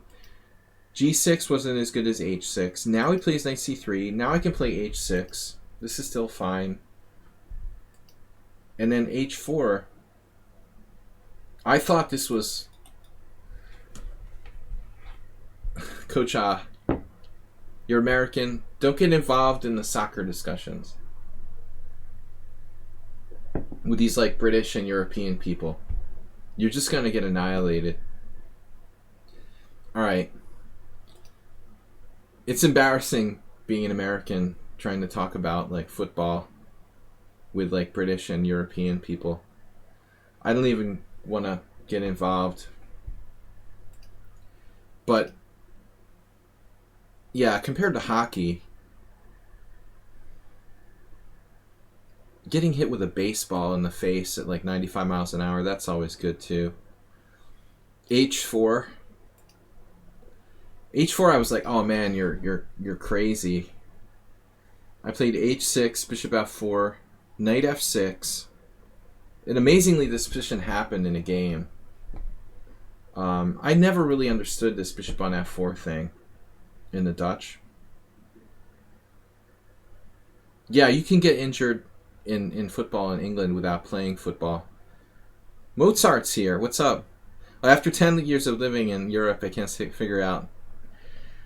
All I know is the people that like come down the street, the British tourists in Budapest who are like singing, drove me nuts. I had to move. You don't want to live in the wrong district where the British tourists are like singing football songs at night on their way to like the local strip club. I was losing my mind.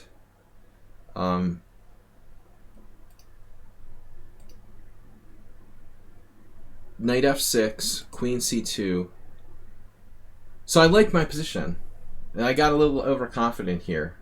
Queen a5 was like a cocky move. Now bishop d2. I go back. And now I screwed up. I've got a good position. And I need to play e5. In fact, like the last time I played John Curto, who Mozart and Coach probably know of, I lost back in like 2001. 2000, I don't remember. But it was between the early 2000, 99, 2000. We had some crazy Dutch, and he got like e5 and it's just good for black. I don't understand why I didn't play this. I think I was afraid of c5. It's not that simple. He has c5. I was looking at this, this, this, and I just started to be like, all right, whatever. I don't like this, him getting his knight into e5.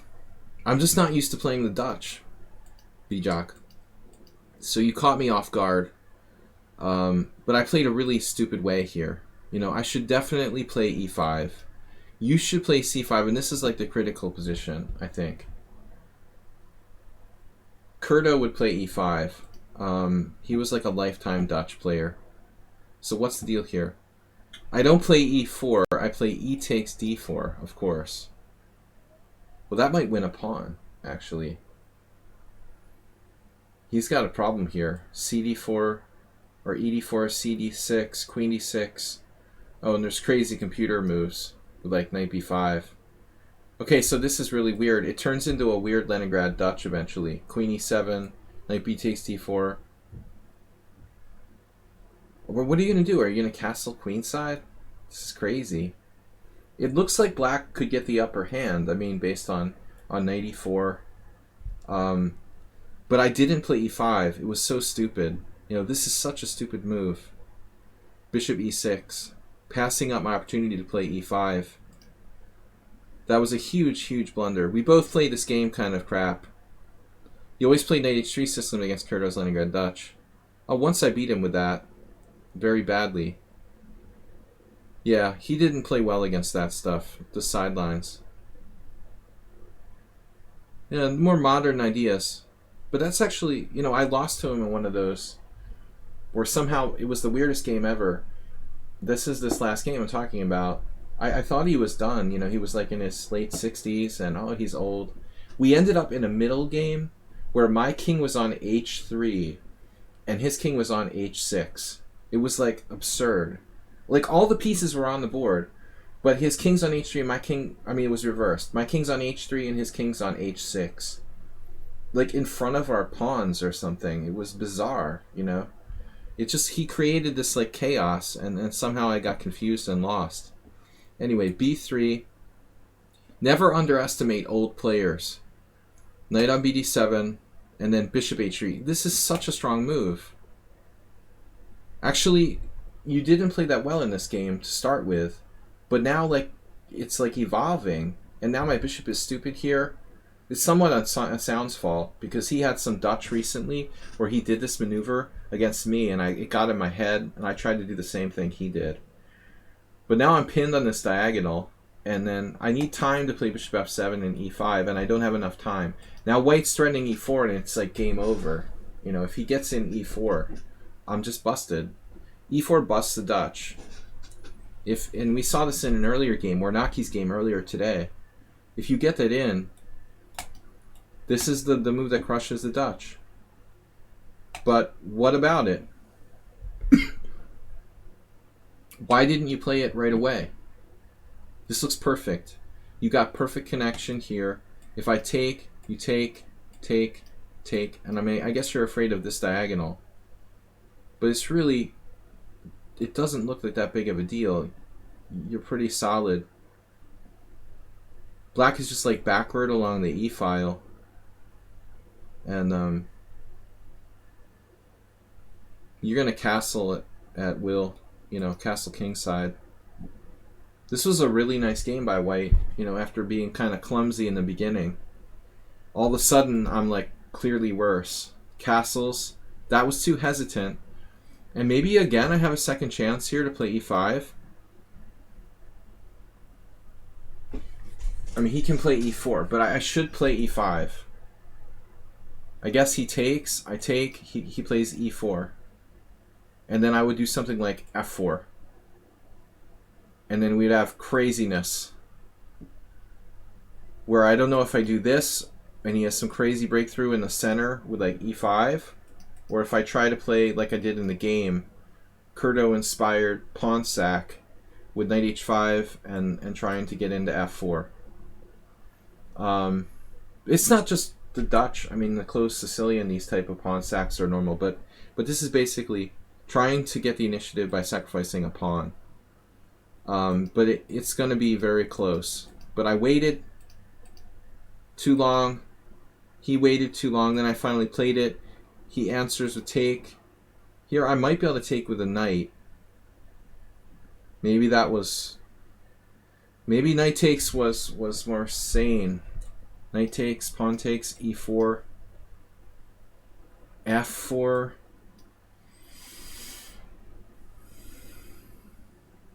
Pawn takes pawn. I mean, you got to be brave for both sides here. White's king side is kind of opened up as well. So it's not a no-brainer. And I mean, this is just, whoa, you know. What an e-pawn you've got there. Nice e-pawn. But I'm not sure if the ambulance is coming for me or for my opponent in this position. What is going on here? Scary for both sides. Very sharp, but I mean, you gotta like White's pieces except for this rook on f1. Very strong passed pawn. Black's kind of holding on, you know, just barely. So this was a good game to go over. It was very complicated. I had more time, but this was what happened in the game. I took with the pawn. Naturally, he plays e4. I don't want to have bad structure, so I played f4. And now he takes, and again, if I take, he plays e5. And in this case, he's forking my pieces. So that's game over. I had to do this pawn sack, and that was the plan anyway. And then if he does something like this, he's done. You know, this is the idea. Knight e5, knight e5, bishop e5. I mean, I don't know. Maybe he's not done, but I have extremely strong play. Command of the e5 square, command of the f4 square. That's the whole idea. Perhaps I'm exaggerating. He's got some counterplay. Bishop h6. Maybe this isn't so clear.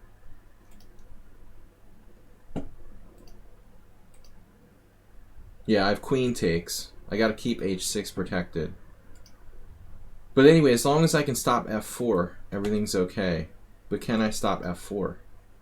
See, I don't think I analyzed this. I don't remember, like, looking at this, you know.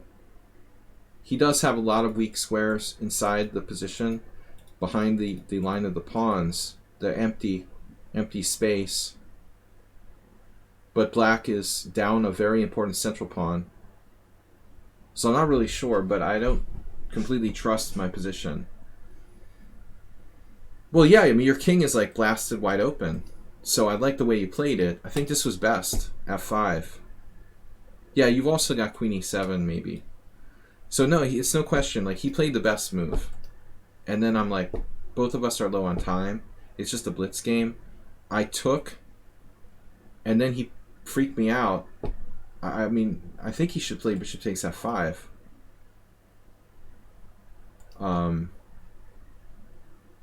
Even pawn takes f5. But I was really surprised by this move. King h1. And then all of a sudden, like, the g file is an issue. I played f4. He plays rook g1. And then I had trouble coordinating my position. Knight f6, bishop f5. We're both down to like 10 seconds. King h8. You just made a move, and this is very, like, tricky, you know. Bishop d2, heading for b2 to put pressure on e5. All of a sudden, this is a serious problem. So what's the material here? Equal material.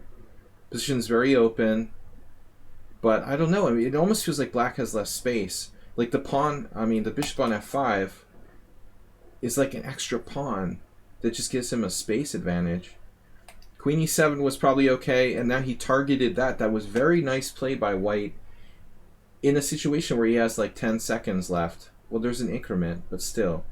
To calmly find this plan of bishop c1 and bishop e2 when you had no time is pretty freaking strong chess. Very calm. And he just finds the target there. And now I was like freaked out because I have no good way to protect e5. I have to move my knight. I have no threats. I don't think there's a sacrifice here. I just played a logical move, and then knight e2. And all of a sudden, there's this terrible pressure on e5, so what's black to do? This was a blunder, apparently. I think the computer wanted to play knight h7. No. Knight d7. But I was really just reacting. I didn't know what to do. I was like panic mode. Knight h7 is a bad square, has nowhere to go. You know, so I'm just picking a square. I randomly picked g8. And apparently he's like winning here. But he panics. Strategically winning. And he plays this. And of course I assumed I was lost. This is a really nice idea to sacrifice the exchange to break my defense along diagonal. Sadly, it doesn't work for white. But I assumed it was like a crushing sacrifice when you played it. Knight takes. And now the problem is I'm threatening this. But I mean, man, this is a crazy position with no time left. It was a great practical try. So rook g1, knight takes f5. E takes f5. And here I was winning, apparently, at one point. I guess in the previous position. Right here. I was winning in one moment. I'm not sure if it was this position. Now, bishop h5. I just didn't conceive of bishop h5. There was some move. Bishop h5. Yeah, here. I just didn't see this at all. You know, I assume knight takes e5 and I'm getting in trouble.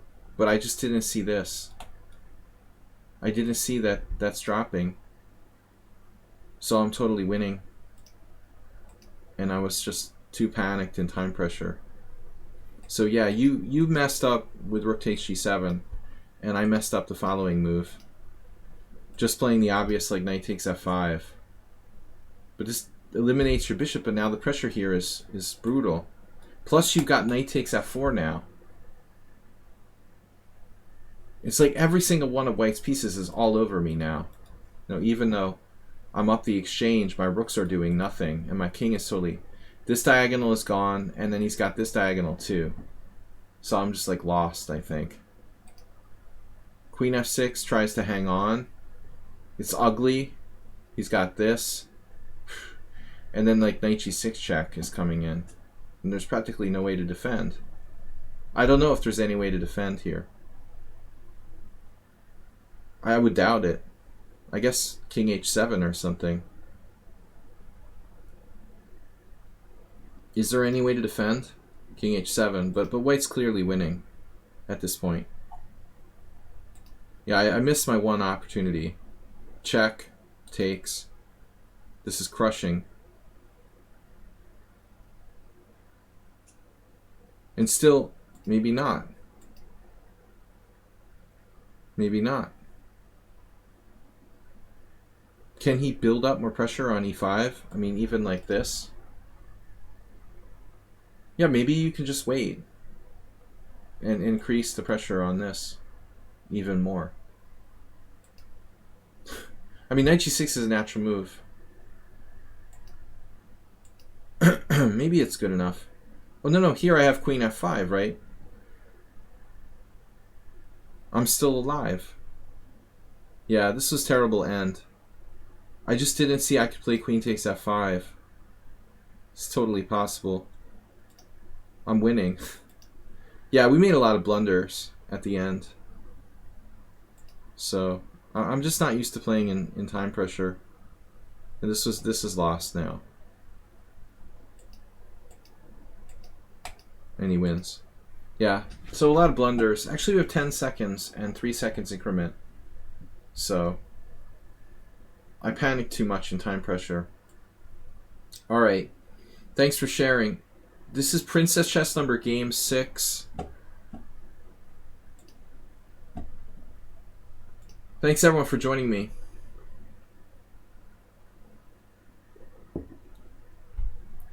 Cooking Rooks wants a bigger chessboard. You mean squares on the board or inches?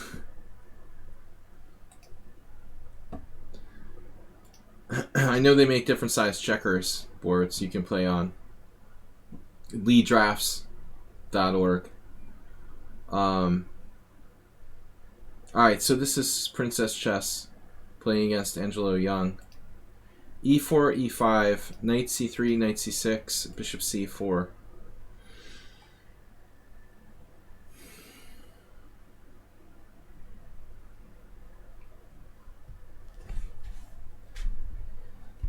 I just don't play classical openings that much, man.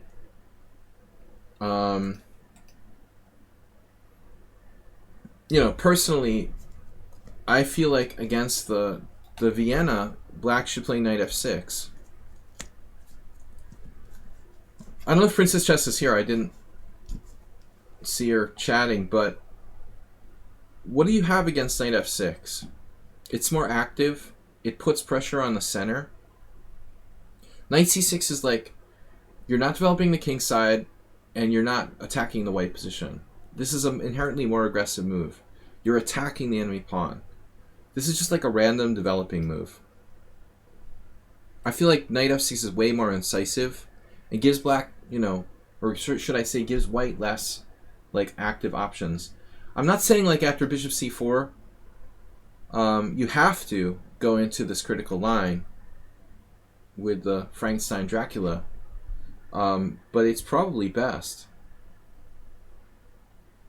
Maybe not. Anyways, 312 Blue Tiger. What is that link? I mean, a lot of people here just play other moves. Looks like bishop b4 has a good score. I think I saw Patrick Wolf play this against Shabala once. That was a different position, I guess. Thinking of a different position. I'm thinking of a different position. What position am I thinking of? Oh, it was knight takes there? No. Yeah, I don't remember. Bishop b4. What could that have been? f4? Something like this. Doesn't ring a bell now. It is a very old game I saw like 30 years ago. But okay, knight c6 I don't like as much. Yeah, this is kind of a drag. I mean, after this, d6, the main line is knight a5, but it seems like white has the space advantage that's hard to get rid of. You really have to know what you're doing here for black. Definitely buy a copy. Princess Chess doesn't have one, but I told her to buy a copy of Bronstein's 200 Open Games. This variation is definitely mentioned in there in one of the games. Alright. We've got d3, bishop c5, f4, and I feel like we're playing the King's Gambit Declined. The King's Gambit Declined is not really a reliable thing to play, I would think.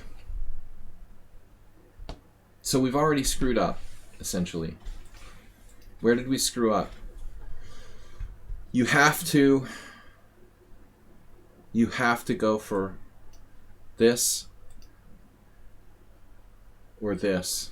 And even this, can white still play f4?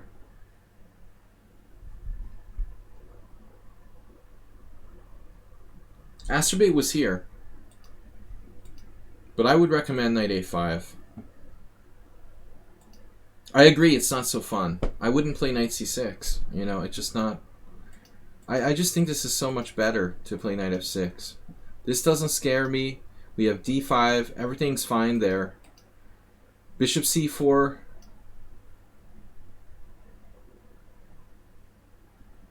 No, objectively, you could still play bishop c5 here if you want to bail back into it. You don't have to play knight takes e4. Anyway, I'm going to just keep reiterating the same thing. I don't like knight c6. Knight f6, d3, this, and now f4. And you're playing the King's Gambit Declined. Kasparov Caruana, Adiban Ivanchuk, 1-0. Both of those are bad signs.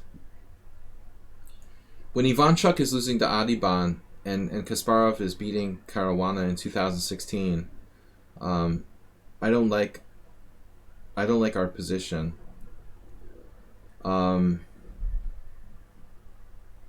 Yeah, so Angelo just played f5. I think this is an old Aliakin game where he played something similar. One of the earliest recorded Aliakin games, I think, is the same variation.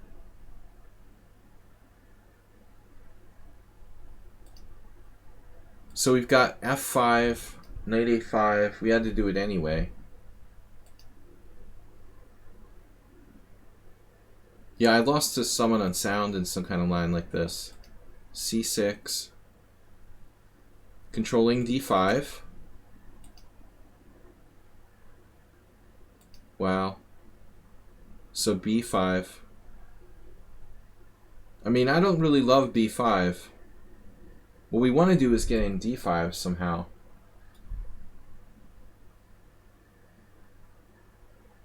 Or maybe we just have to bite the bullet and take the bishop, I think.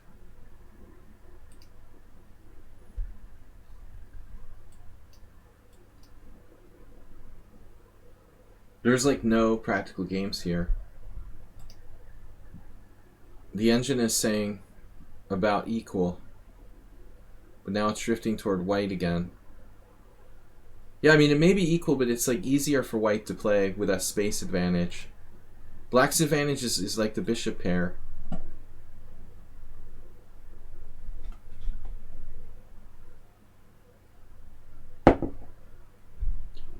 Mozart, you think d6 is inaccurate? Wow. Castles. That's, you see, I've done this myself. I'm afraid to castle here. It looks like you're castling into your doom.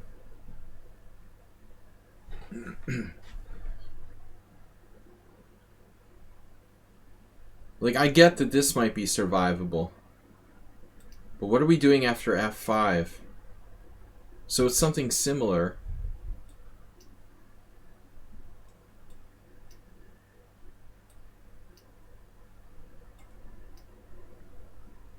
Funny, it's like very, very similar line that happened in the game.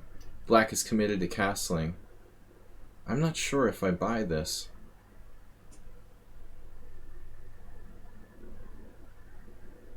If f5, then knight d4.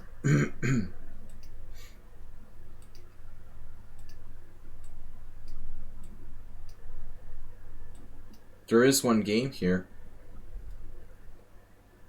You gotta hit him with d5. That's my feeling as well. The whole position like hinges, it's kind of like a Najdorf.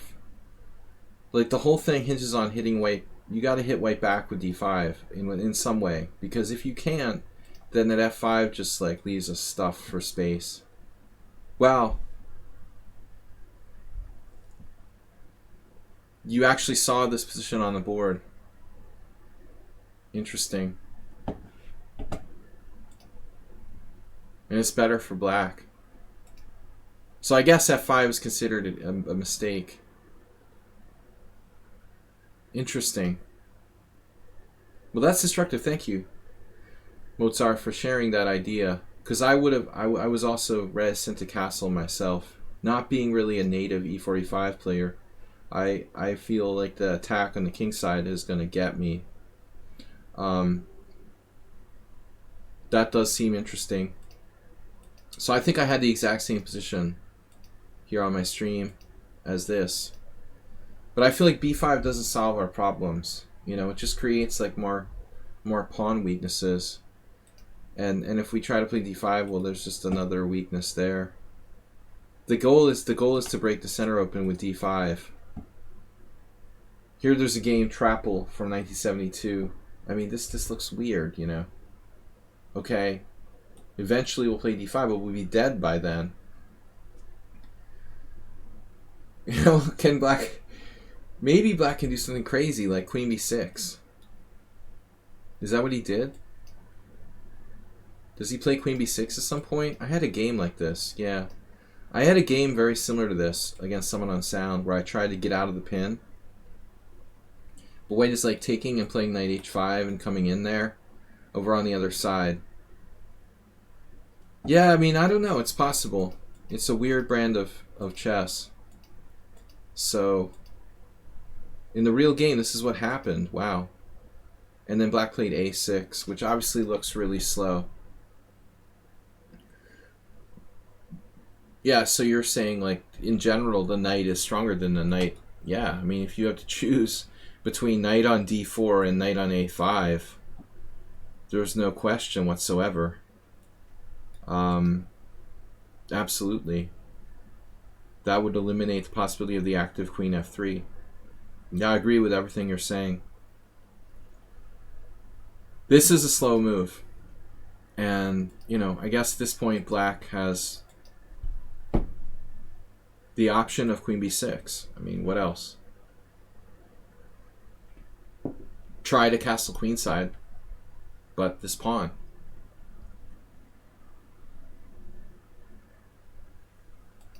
Maybe we're waiting to see what white's going to do. What else are you going to do? If you take here, okay, take. But, yeah, okay, we'll take and then play queen b6. What this guy did.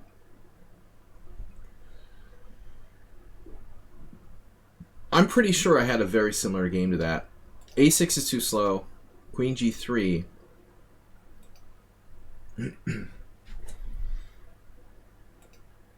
I mean, black should take this at some point. But a6 did not help our case in any respect. I guess she's trying to play like d5. Queen g3 keeps an eye on this, so that prevents d5. But I mean, just too many slow moves here. a6, bishop b6, what are we doing?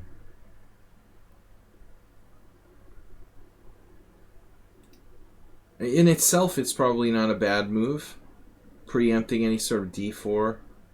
But I mean, can we really afford to waste time? Now white castled queenside, and this becomes a possibility. Check, take. Yeah, I mean, castles queenside is weird, but he's not able to castle kingside. What about something like this? Why does white have to castle queenside? There is like knight there. Then queen g4. Ugh. Yeah, this is not looking good. Yeah, I mean, bishop h4, what are we doing? We're going to castle into this? I guess. The bishop h4 kind of gets in the way, finally. There's something weird about the way he put his queen on g3 too, because the knight's path is blocked. Yeah, I wonder about queen g3. I'm not sure D'Angelo is any expert on playing this. It was kind of unusual. Castles queenside, take, take. I mean, a pawn he was afraid of, so he takes with a c pawn. And then breaks with the d pawn in the center. This is definitely not a standard position for the Vienna.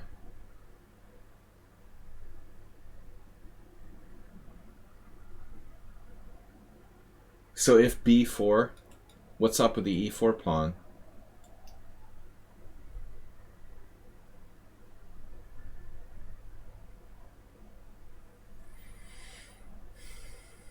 I don't understand what's happening now. After bishop takes f6, takes. We've got this, or castle's queenside, knight a4, bishop a7. I mean, this is basically the Twilight Zone. I don't know what's happening here. Alright, Spectacular Camel, thanks for your help. So I don't know. Maybe black's alright. Yeah, it looks like black's alright. Weird game. I mean, it was weird the way white played. Now, instead, she played a solid move, knight d7. Maybe this is okay, too. Yeah, the whole thing with queenside castles, it just seemed kind of strange to me. And the whole thing with queen g3, blocking the knight maneuver, the way he played it just isn't really standard for this line. So now he plays this, which looks like a mistake. He's opening the D file, but trading a central pawn for what?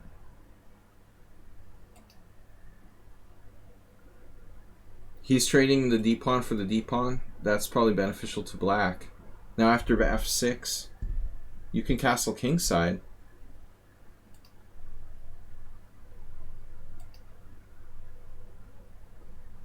You could castle kingside. Rook f7. This is the moment of truth where we're going to put our king. Maybe nowhere. You also have queen f7 covering. So black has a good game now. At least black is solid. I'm not going to say black is necessarily better. But I mean, this looks a little bit risky. Probably okay. And Princess Chess played a5, moving a rook pawn. That's a major psychological step. And Warnacki would be very, very happy if he's here. The problem is now our rook's getting trapped with queen h5 check. Man, did he miss this? I don't like queen h5 check. What do we do after that? Yeah, I mean, I think black should castle. There are some weird tricks like this. That doesn't work. Yeah, his knights have nowhere to go. Black is better now. Of course, black can't ever play c5 without losing control of the d5. It's not that easy for black to do anything. But I'm pretty sure that white is not better. But I don't understand king f7. It looks a little risky. I would rather have my king in a more secure position. You know, maybe she was afraid of bishop h6, but I think it's just a dead end. That doesn't do anything. Rook f7 is a fairly useful move anyway. So king f7 was like voluntarily taking a risk. Queen h4 here. But why a5? You see, this was a smart move. He ties her down to h7. And he's also got g4, g5. I mean, Angelo understands pawn structure play extremely well. You know, this might be the moment where the whole game turns. This is like some sort of race pawn attack. I think black now has a problem. The problem was putting the king on f7. Rook d3. Okay, knight c5. Now that's transferring over. I still think queen h5 check was a good move. b4. Got to be careful there's not already some sort of sacrifice here.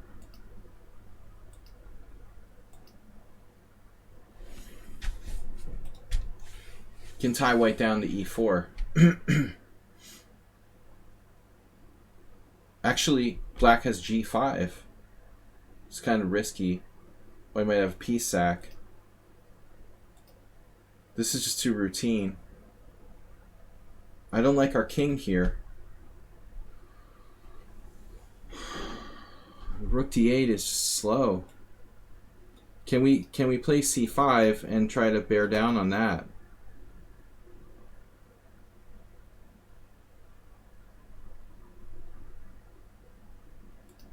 I don't like this rook move. What's the evaluation? Black's winning after c5. Wow. No, change its mind to h5. That's not an everyday move. That's an amazing move. I didn't even consider h5. While white is totally frozen after h5. This I don't like, though. It's very routine. I mean, how many chances has he had to play this? Now it finally does it. Check. King f8. The lesser of the evils. The queen trade is like winning for black. Yeah. So there's no way I'm taking that. He trades off your bishop pair. Let's play c5.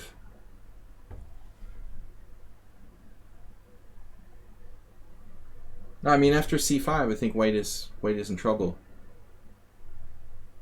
Queen g4. And there's h5 again. Trading this bishop is the wrong idea. You know, maybe black's still fine, but I don't really like trading off your bishop pair. Here for chess bids, we're good. Let me just see what the engine says. Yeah, it likes c5, then changed its mind to a weird move. Wow, rook d7. I like c5. He understands positional concepts. He wants to eliminate the bishop pair. He got that done. He's also a very good defender.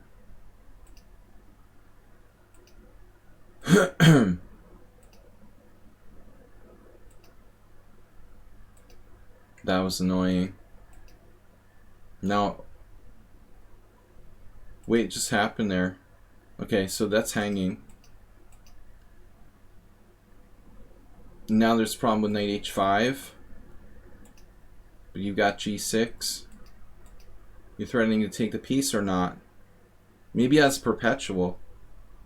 If you take on h5, this might not be a threat. If he's smart, he might have some other move here. But black really handled this pretty well. It's hard to find a move for white. Rook f1's not possible. So he just went back.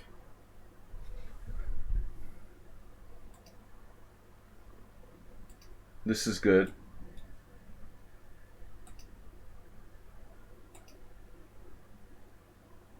Yeah, this sucks. I don't like this. I don't like what just happened here.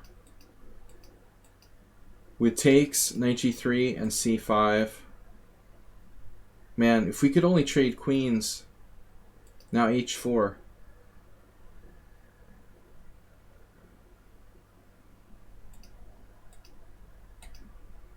This sucks.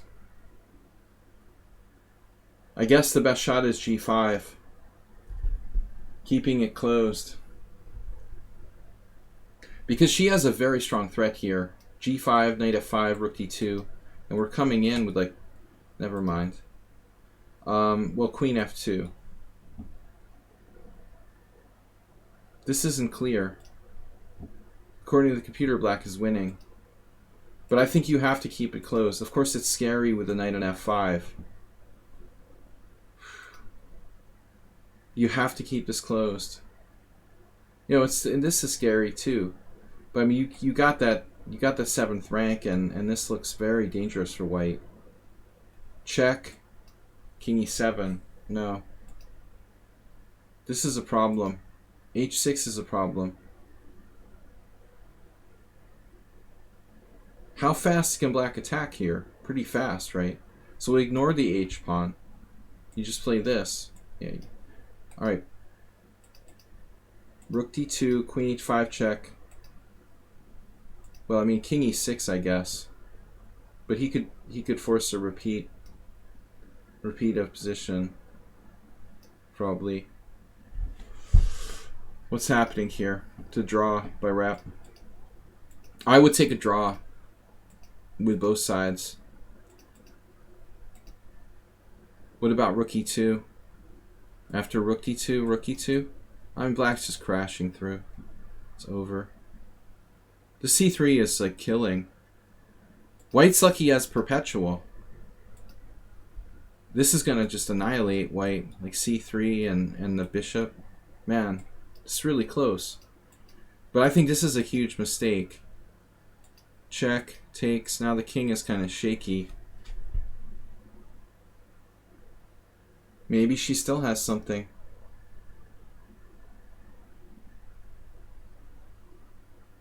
Maybe she still has enough. How fast is this counterplay? Black played c3, but I don't think that's right. Is that right?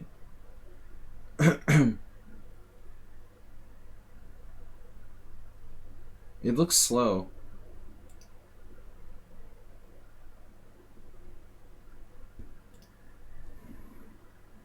Best move according to the engine. No, black's lost.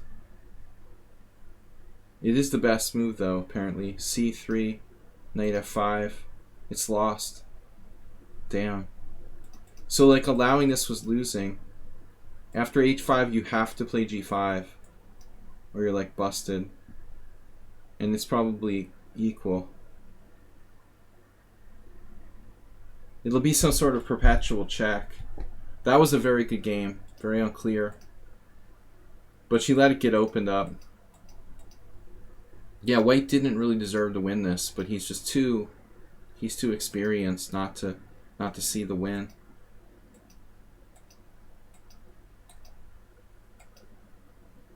She's dropping a rook. Mate. Yeah, that was rough. Alright guys, thanks everybody for joining me. We've got a little bit of time left. We've got 3 games. Cooking Rook, B-Max, and Coach Off. Cooking Rook. Singular. Welcome everyone. We're going to be back for Blitz tomorrow morning at 11. If you'd like to join us. Thanks everyone for supporting the channel. Please subscribe. Subscribe your friends and donate to support the stream. Appreciate it as a small streamer. The homegrown support here. So this is Cooking Rook's 1,000-ish. He calls himself. And another opponent playing black. Alright, let's see what you got, man. We'll flip it up. And you're white. E4, I like it. E5, knight f3, knight f6. So the old Petrov. Yeah, I mean, objectively, knight takes and d4 are those are the best moves. You play knight c3, it's solid.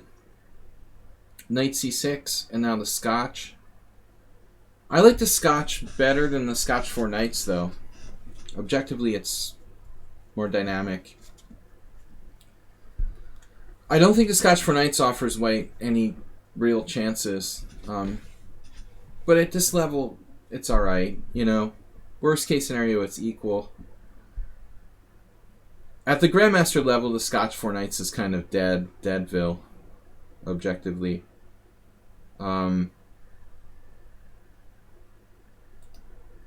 So, you've got to deal with the Petrov somehow. You know, objectively, like knight c3, your best move here is there's only one move, bishop e5.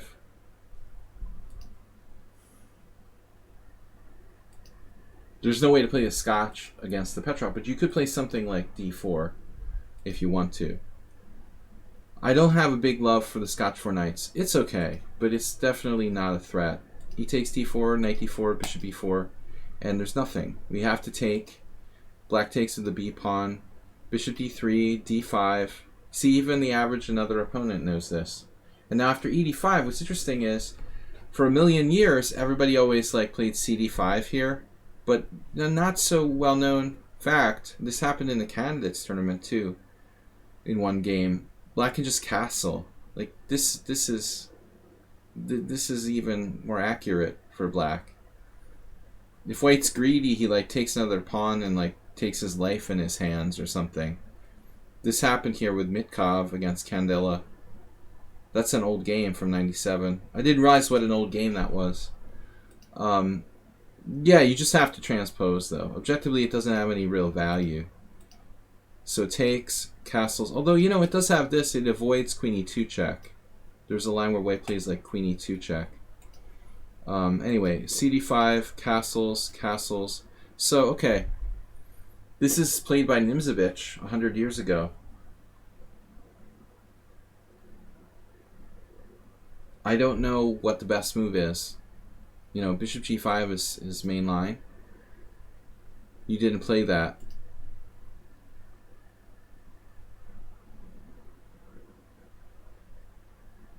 Queen f3, it's a variation. Well, I mean, you're going to probably transpose. Queen f3, c6, bishop g5. I would think, like, the line would...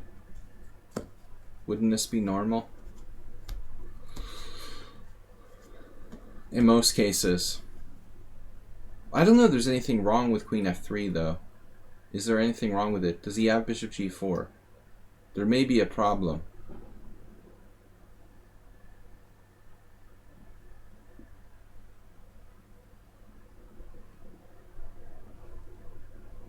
as you can see, like, there's even people who played h3.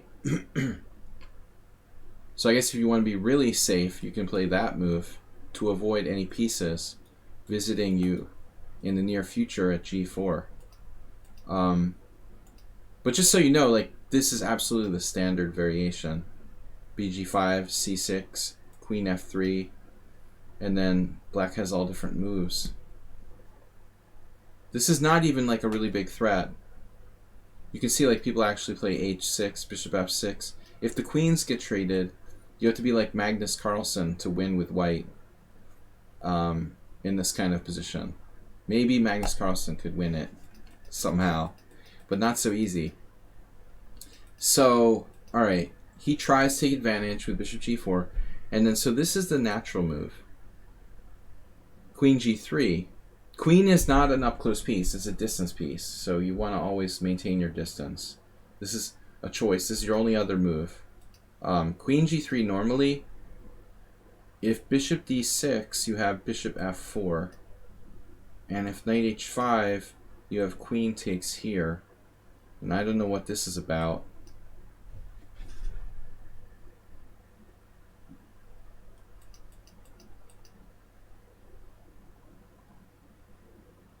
If if you could trade some pieces, maybe your structure is superior. These hanging pawns are not ideal. It's like an IQP, but a little different. You have the better static structure. You want to trade pieces. The opponent wants to keep the pieces on. But black did not play bishop d6. Black has played queen d7, setting it up, and bishop h5. So queen d7 threatens to play bishop d6, I guess.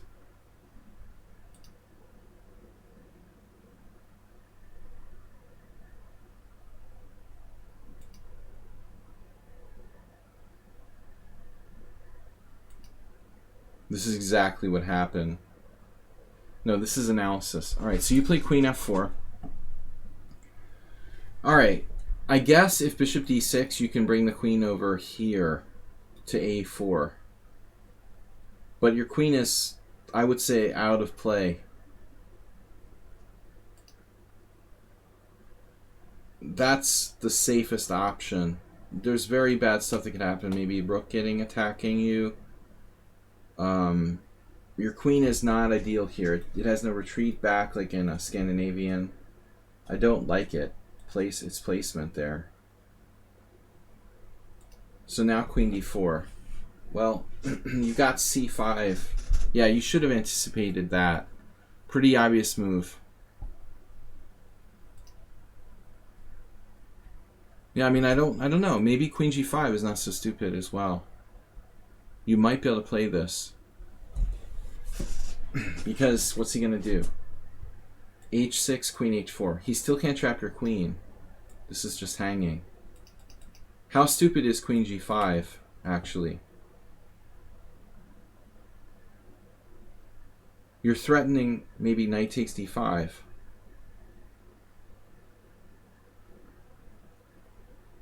I think it might actually be better than queen a4. You do have retreat back to here. So this would be fine, but you're going to be driven away. Yeah, this is not an outpost. So you wasted the tempo and you let him, strengthen his pawn center. It's really bad. And now he's basically hunting your queen. But I don't know if that's the right move. I mean, again, you can escape over here to h4. It seems like he has something better. He could play like c4. Something like c4. Here he lets your queen back into the fold when you're still in the game. And now knight b5, pinning yourself, and a6 is game over. And you missed it. This is not a blunder? Why can't black play a6?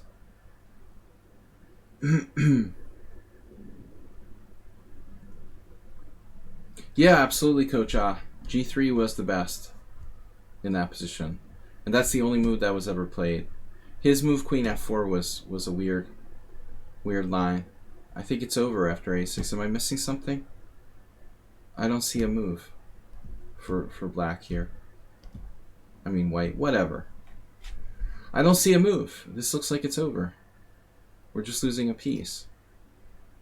He played queen b8, but why is that a better move? It's just as good. You got a6 anyway. Here you can play queen a6.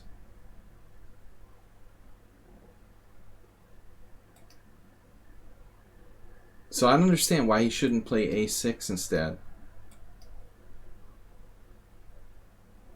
Winning the piece immediately, right? Yeah. No, that's a mistake to give you a second chance. Yeah, we're losing h2, but you can save your knight. You've got to save your knight. So this or this. You got to stay in contact with a knight. You're probably going to lose anyway. Like bishop h2 check, king h1, c4. And your bishop's attacked, and this is attacked and cut off from defense.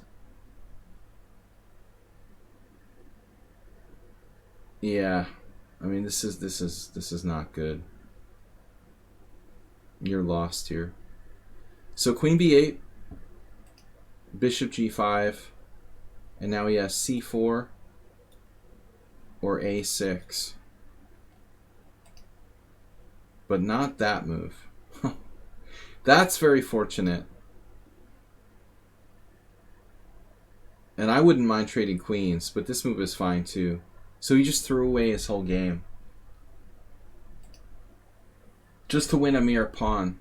But I mean, honestly, like, black's structure is not that great, and now you have the bishop pair. He does have knight e4. You know, I would give serious thought to whether or not I want to trade queens here. I mean, after queen takes, check, king h1, he may not have access to that square right away. Though he does have other moves like queen e5, which looks interesting and probably fatal after f4. But anyway, you should give credence to taking with the queen. But I think you're alive here.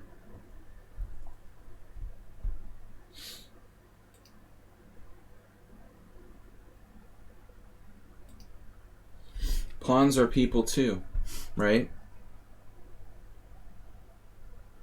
Bishop takes b5 was a crime on chess. Oh yeah, for black. I just wasn't sure which way white wants to recapture. I don't know which way is better. I really wouldn't mind a queen exchange with the better structure. We are down a pawn though. So after this now, and we have bishop c6 winning the exchange.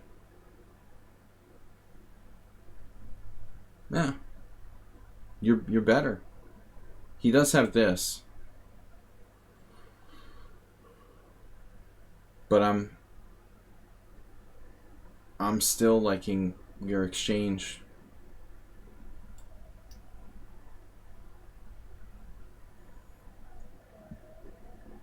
I'm still liking this for white now. Yeah, I mean, actually, maybe you should just take here. Cash in. Just take, and then play bishop c6, win the exchange. He grabs another pawn. Yeah, I don't know what he should do here. You should just simplify. Take, win the exchange, and then grind him down. He really can't afford to lose this pawn. And if he takes this, he gets pinned. Yeah, this is probably his best. Maybe this, and this. And then he's like getting mated on the back rank, practically. Oh, man. He's lost, man.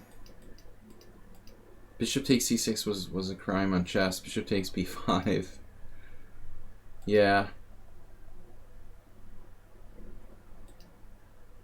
So that's variation analysis. Bishop e5 here.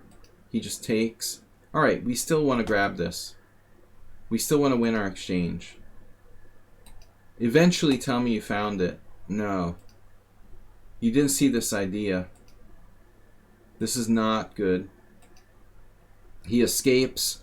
He's got his booty. 2 pawns of booty. And you got nothing. 1 pawn of booty. But he's also got this really scary knight e4. Sometimes knight g4. Your king is exposed. I don't blame you for exchanging there, but now he has the queen h4 check. So I would be very, very careful. Yeah, it's a problem, man. So maybe g3.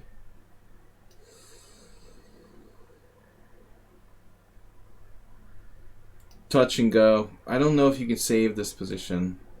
It's very bad. King g1. Maybe. And it's just mate. Alright. You're gonna learn your lessons soon enough. Some simple tactics there with bishop c6 winning the exchange, and probably the game. You had lots of opportunities, so that's the bright side. Against a 1690, that's not bad. He gave you lots of opportunities to win the game. And at rating level, you know, where you're 600 points lower, that shouldn't happen. So, good job getting some opportunities. Thank you, Cooking Rooks. We're going to take a look at B-Max. B-Max must be white here. I don't remember the details. Let me see if I've got it in my messages. Oh, this is from our tournament.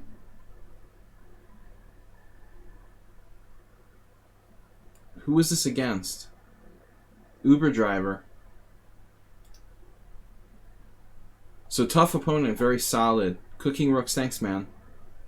Yeah, don't get your queen, you know, out in front of the pieces, in front of the pawns. I mean, the queen is supposed to be, like, protected. It's generally not good to bring the queen out early. Queen f3 is, like, kind of marginal, you know. On f3, the queen is semi-trapped. There's a famous game where Lasker, I'm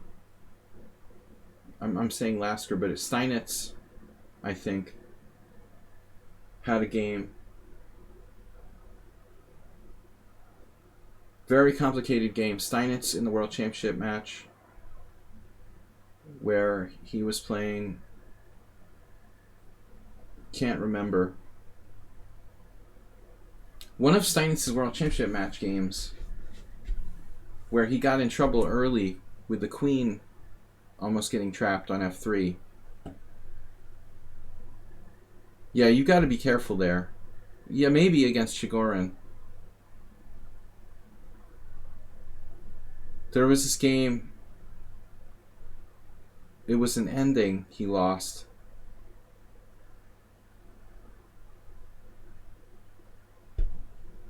No, I can't place it.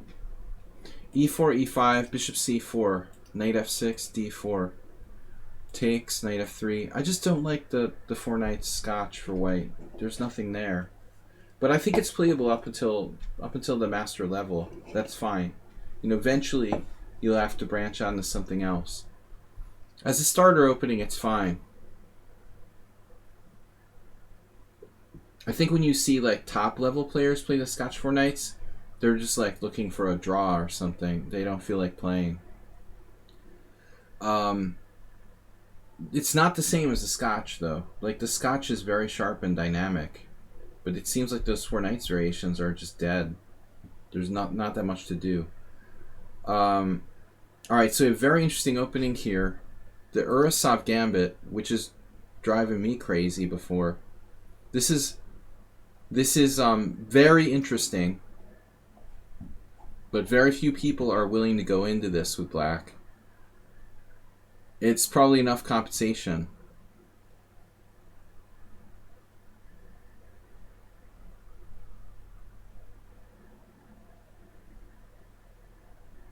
Anyways, our game here is bishop e4 check. I don't know anything about this.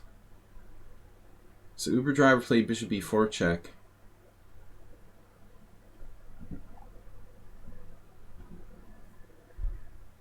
See, the problem with Scotch Cooking Rooks is that you have to be very accurate, because when you play d4, you're not developing your pieces.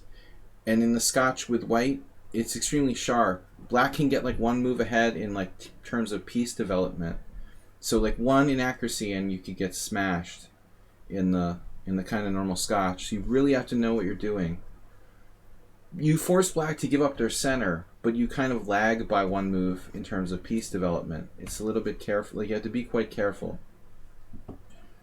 All right. I don't know anything about this.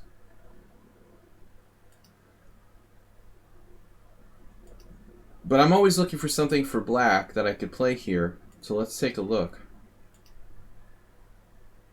We need our resident gambit expert summon on sound.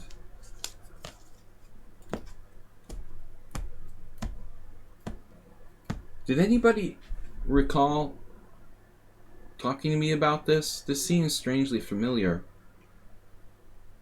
Mozart, you know this?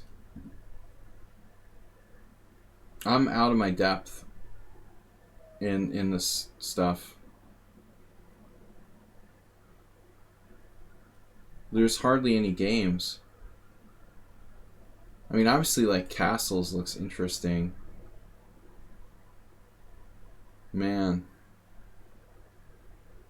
That looks like fun. Takes, Castles. And, you know, show me the compensation.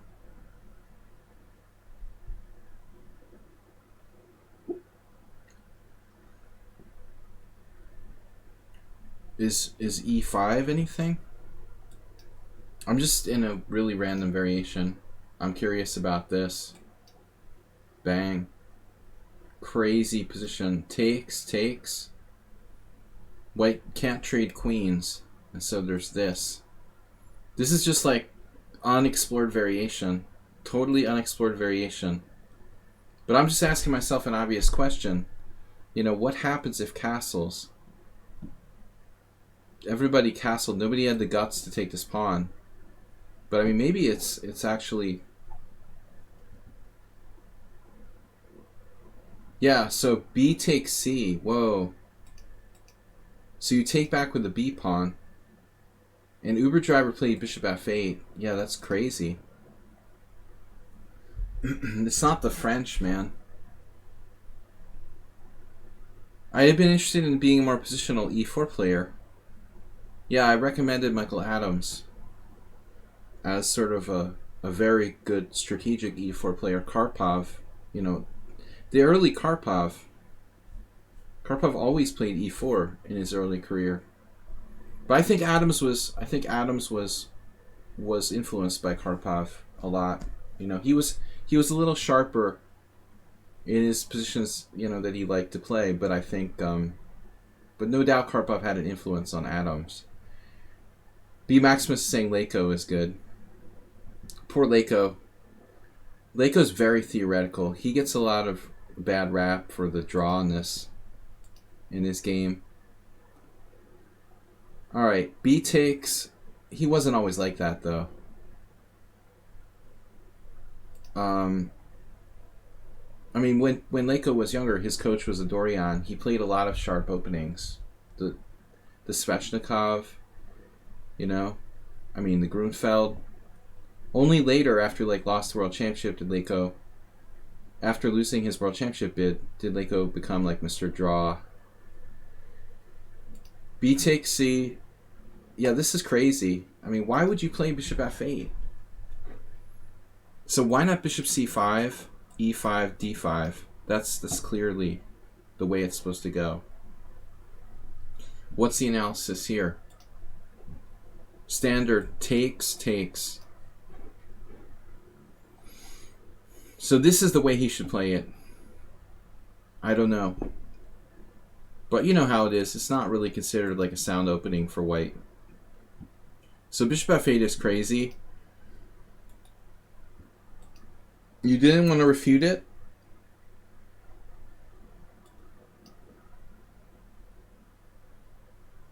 I mean, man, I don't know. Takes here. Queen E2 check. Bishop E6. What's going on here?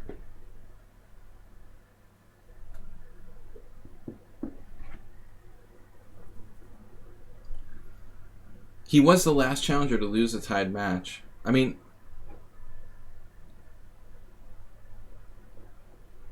I still think, like, rapids don't count. As far as I'm concerned, like, Caruana lost a tied match. you know, truthfully. I think the rapid stuff is just a waste of time. It means nothing in a real chess world. I'd like to see it not happen that way, but that's another story. Make Magnus play Caruana forever, or Nepomniachtchi or whoever. Make him play forever until someone actually wins the match. Screw this tied match stuff. They just have to play forever. I know that happened in Karpov. Kasparov won. It was a problem. Alright. Anyway, this looks really interesting. What's the evaluation here? Wow, it's nothing. This is just nothing. 0, zilch. So at EF6 is just a mistake now. You have bishop E3. So we're on to something. So he's just screwed. He's Scrooged. So the computer tells all. Yeah. I wouldn't have found it without the engine. I'm too tired. Probably if I was sharp, I would find it, but I'm really 4th hour of analysis, whatever. Been working all day. This is gone. This is just busto. You know, you need the bishop on c5, right? And then you have knight e4. And then you have counterplay against f2. Without the active developed piece on c5, black has no counterplay now. He can't do this.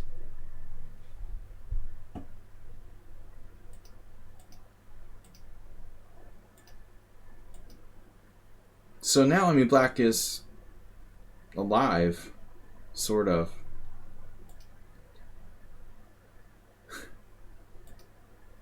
Oh my god. Maybe not. But I mean, d6. Can he do something else? He has knight c6 then.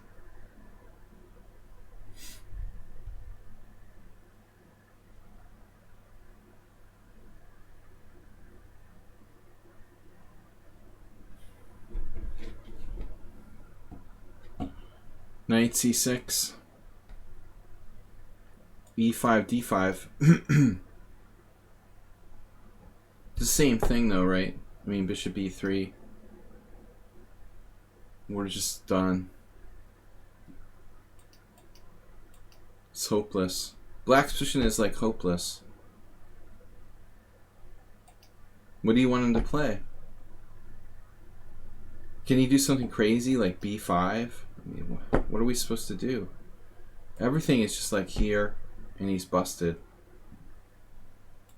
Man, this is just awful.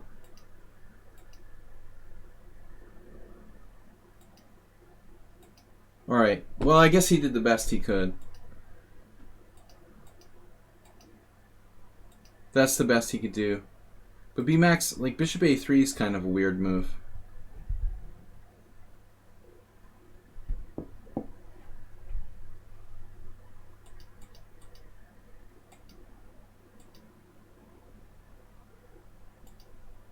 e5.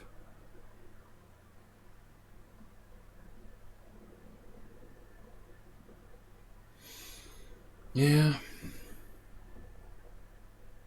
There's the voice of reason. I guess there's no bishop e4 check. This is over. The same thing, d5, bishop e3.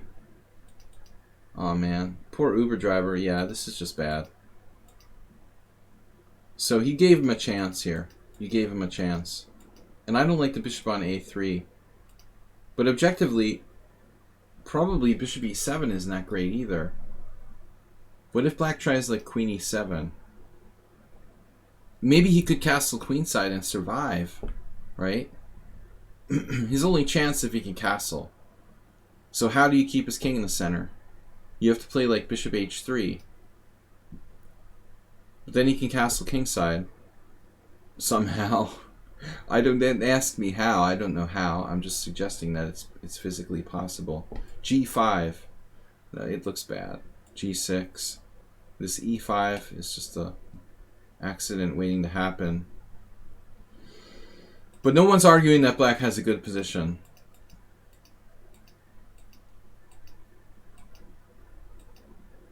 Uber driver was seriously bewildered.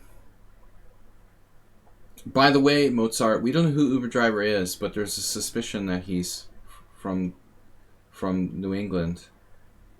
Well, it's been confirmed. He's an Uber driver in the Boston area.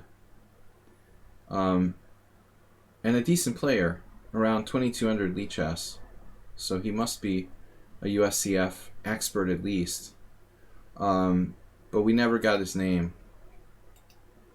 Knight e4, knight e4, queen e4, bishop f6, rook fd1, queen e7. Alright, it's over. Mercifully, this will be over soon. I had the feeling like white probably missed some moves there. This was not Uber Driver's best game. Maybe his worst game of all time. But I think we see the point now. Why this game was submitted. Rook f7 check. That's rather devastating. Must take. I was expecting a mate, actually. You missed a mate here. Oh, that's terrible, BMax. You missed a mate with rook d7, king f8, and rook f7. Ah, shameful. How could you miss that mate? You took his queen? You took his queen, you materialistic chess player. So this is just straight up mate. I thought you were a genius.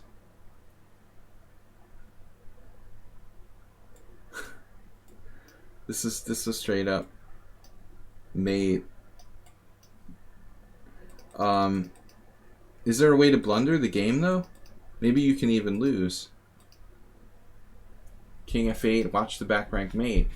No, there's no back rank mate. Alright, never mind. Next game. The bishop can always come back to f1. That was poor Uber driver. His worst game ever. This is Coach Ah. Coach Ah versus Sunil.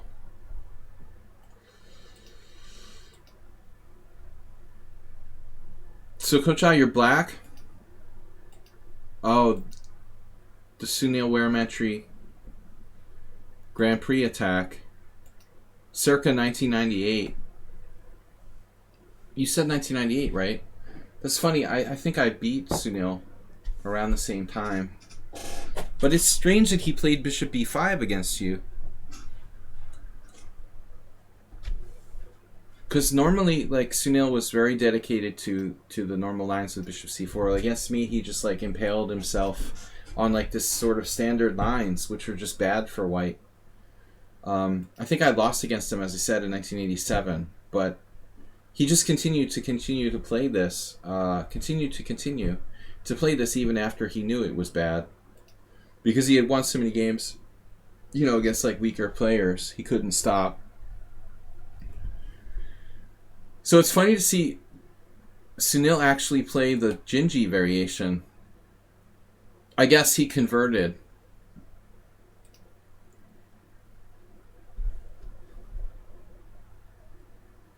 No, I liked watching him cry when he would lose.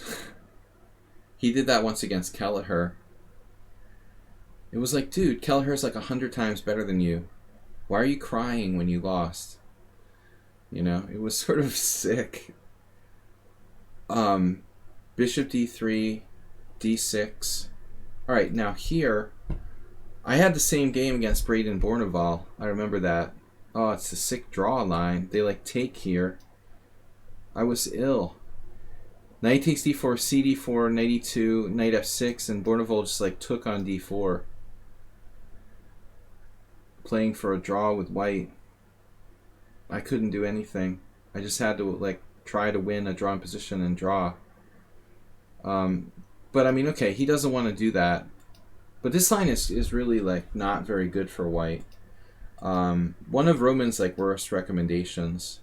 So I mean, the best move is like castles, hands down. Allowing knight takes b5. This is the English, the James Plaskett system. Like knight takes b5. This is still okay for black, but I think the best is d5. Perelstein used to play this. I was looking at it recently. It's nothing. There's some tricky lines, you know. ED5. This is the American system. This is the English version. Both should be harmless. Knight f6 instead of d6.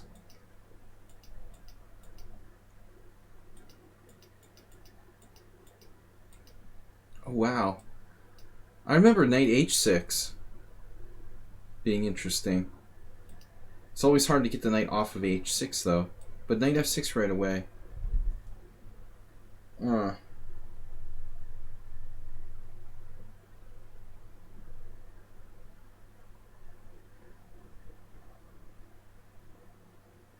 How do we avoid the drawing line? We just castle.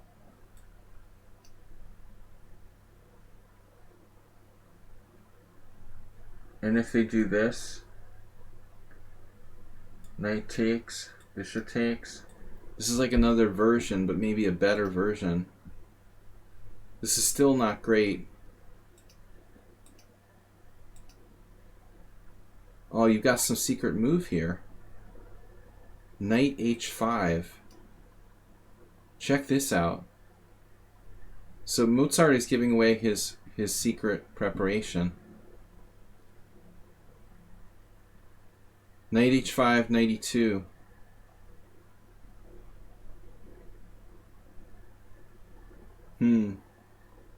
That's cool. I've never seen this. Yeah, like look how rare that is. There's only 4 games here with knight f6. So that's a cool idea. Kudrin knows about it.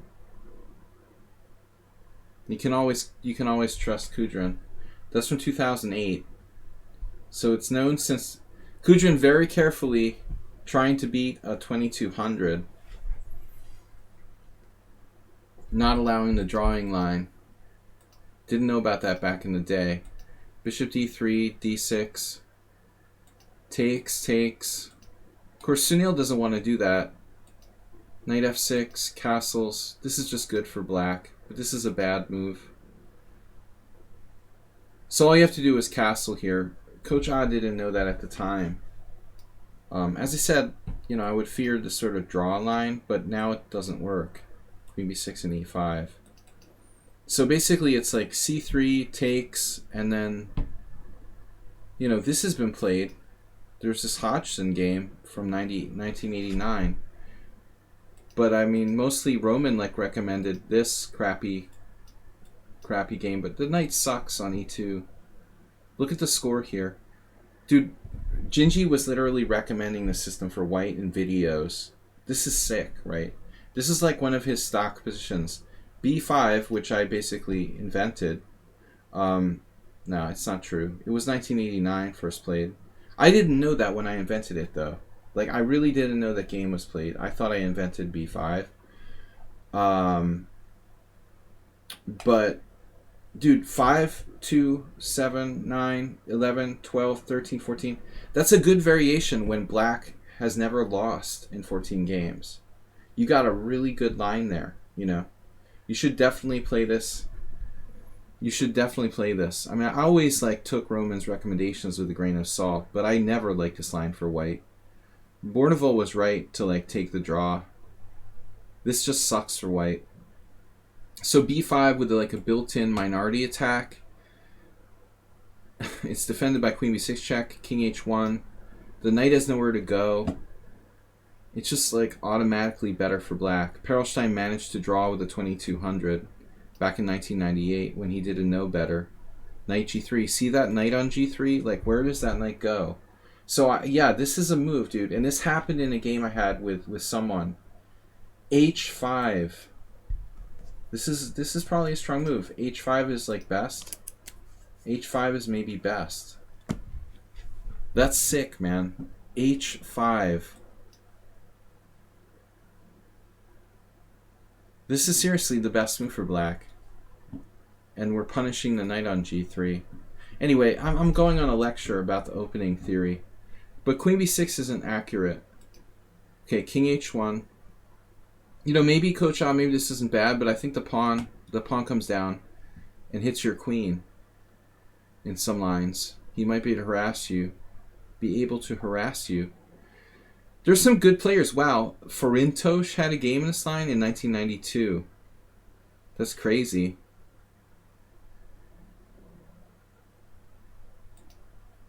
What about not castling? What if you play something like knight d7? That's what Jozo did. I like how Farintosh died years ago, but like he had like a ghost Facebook page or something. I almost like friended him, and I was like, wait, he's been dead for like 20 years. It's like Bob Ross. King h1, castles, queen e1.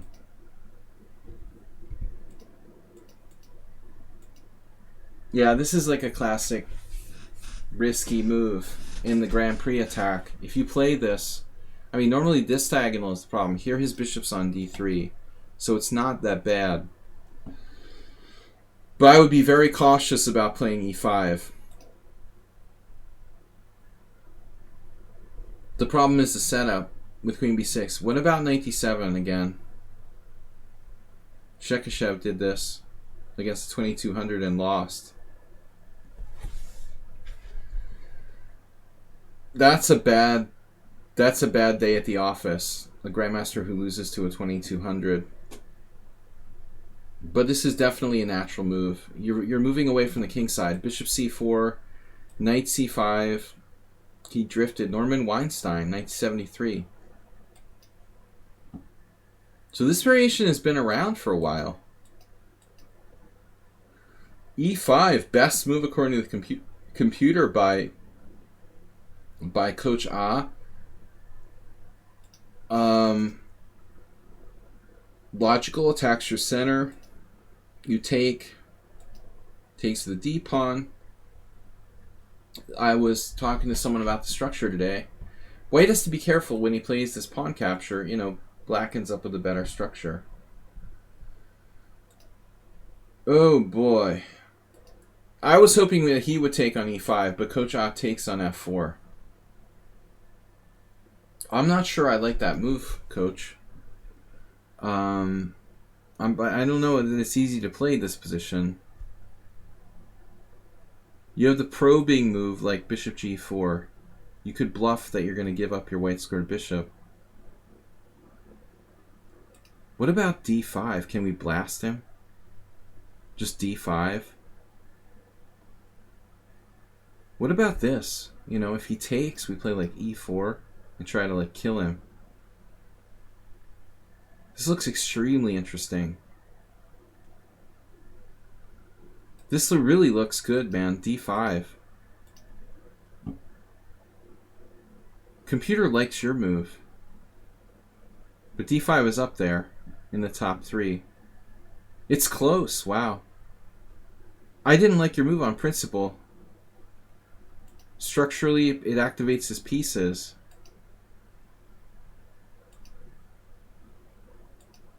Now you play d5. Okay.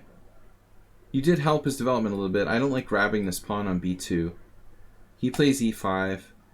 And then, I mean, I'm expecting you to play knight e4 here. But you play knight h5. Yeah, that was the third computer line, queen c6 from Mozart.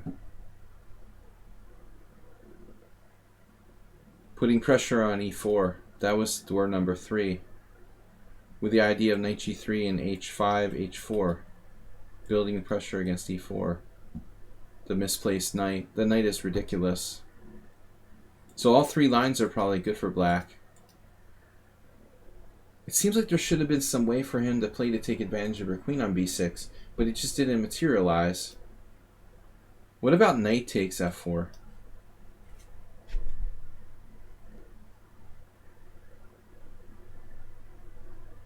I mean, that's a move too, isn't it? I mean, this is Sunil. It's not like an international master or something. He's an FM, but he's like, he was already old by 1998. E takes f4, bishop f4, d5, e5. This move looks funny to put the knight on the side, but I guess you're grabbing the pawn. If he tries to save his bishop, you're just simply grabbing it. Yeah, so objectively black's doing fine. What? He's gonna let you have the e5 pawn. So you're like, alright, I'm fine. Unfortunately, white is probably okay too.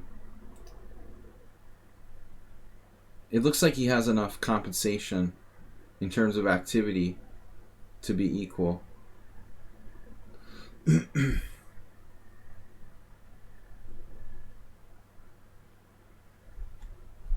There's some nasty traps. If you try to take on h2, maybe this. You've got to be very careful. I don't even like c4 though. I don't know what he's supposed to play. But he weakens his dark squares. Black's better. It's like a normal Scheveningen. Maybe you should play f5 at some point, actually. That's the standard Scheveningen thing. But I mean, you're playing with a kingside majority here. Objectively, maybe f5 is okay. This looks like it was way too reserved. What does bishop d7 do? If you're going to move the bishop anywhere, why not put it on e6?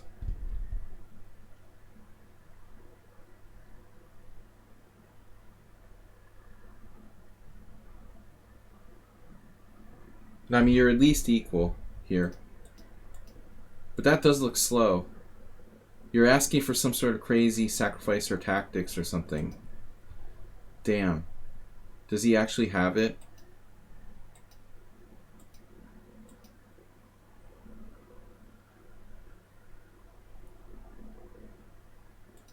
Wait. So if queen d4, queen h6 check, then knight f6, and you're busted. So he's got this sneaky tactic. So you have bishop takes g2 check. And he just doesn't take it. Oh my god. Wow. Wow. That sucks.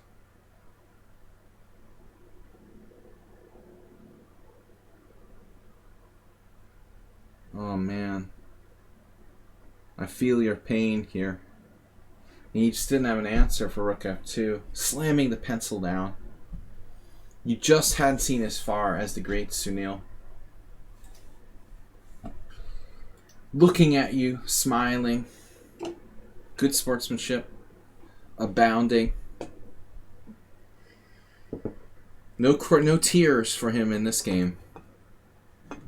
Plays with a lot of emotion. Anyway, man, that was a rough lesson.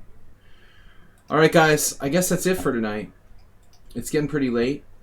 I'm gonna pack it in. We're gonna be back tomorrow morning, Friday, in the morning, 11 a.m. You're not lost. What? I thought you were lost. I thought you're just lost. What's your move here? I'm sorry. I assumed you were lost. Are you alive? You're losing your bishop, right? I assume king up, rook, king takes g2. I'm sorry, I just assumed you were lost. Do you have a move? You think it's holdable? But is this your move? King h6? No. What's your move here? Oh, you think that's holdable? I just assume this is toast.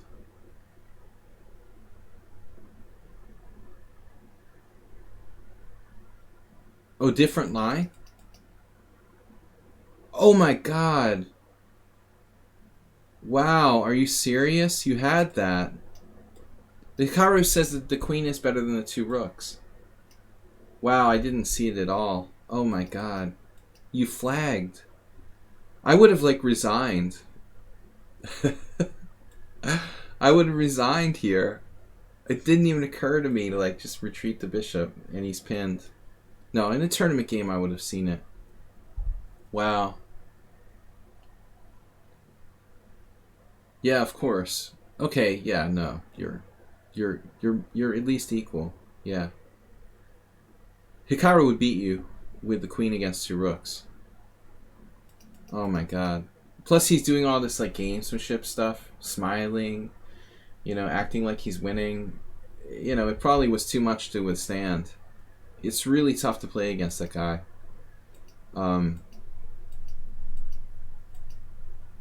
Nothing against Sunil personally, but he's not an easy player to sit at the board against. Very emotional, and it's a rough time. Yeah, I thought you were just busted. I thought you had to just give him the piece. Wow. Because I only calculated that, of course, dropping it. You just simply take and go back, and then take the knight next move. b4, rook takes check, king g1. Look, this isn't a simple position either. But objectively, you're up 2 rooks for the queen. You should be slightly better. Yeah, good games, guys. Thanks, Astrobait. Thanks, Coach Ah. Thanks for being subscribers, everybody. We're going to be back tomorrow morning. Blitz, and more Blitz. And Sunday Simul. So thanks to all of you who followed. I'm still behind the times. Thanks to Cooking Rooks for the donation. Thanks to B Max for subscribing. We'll see everybody later. Thanks to Mozart for the analysis. Mozart is very helpful and serious and contributes.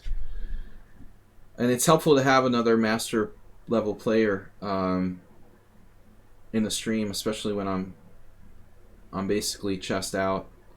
I can't see a lot of lines, and it's like someone else helps a lot. Appreciate it. Bob, thanks for joining us. We'll see you tomorrow morning. Take care, everybody. Bye-bye. Bye-bye.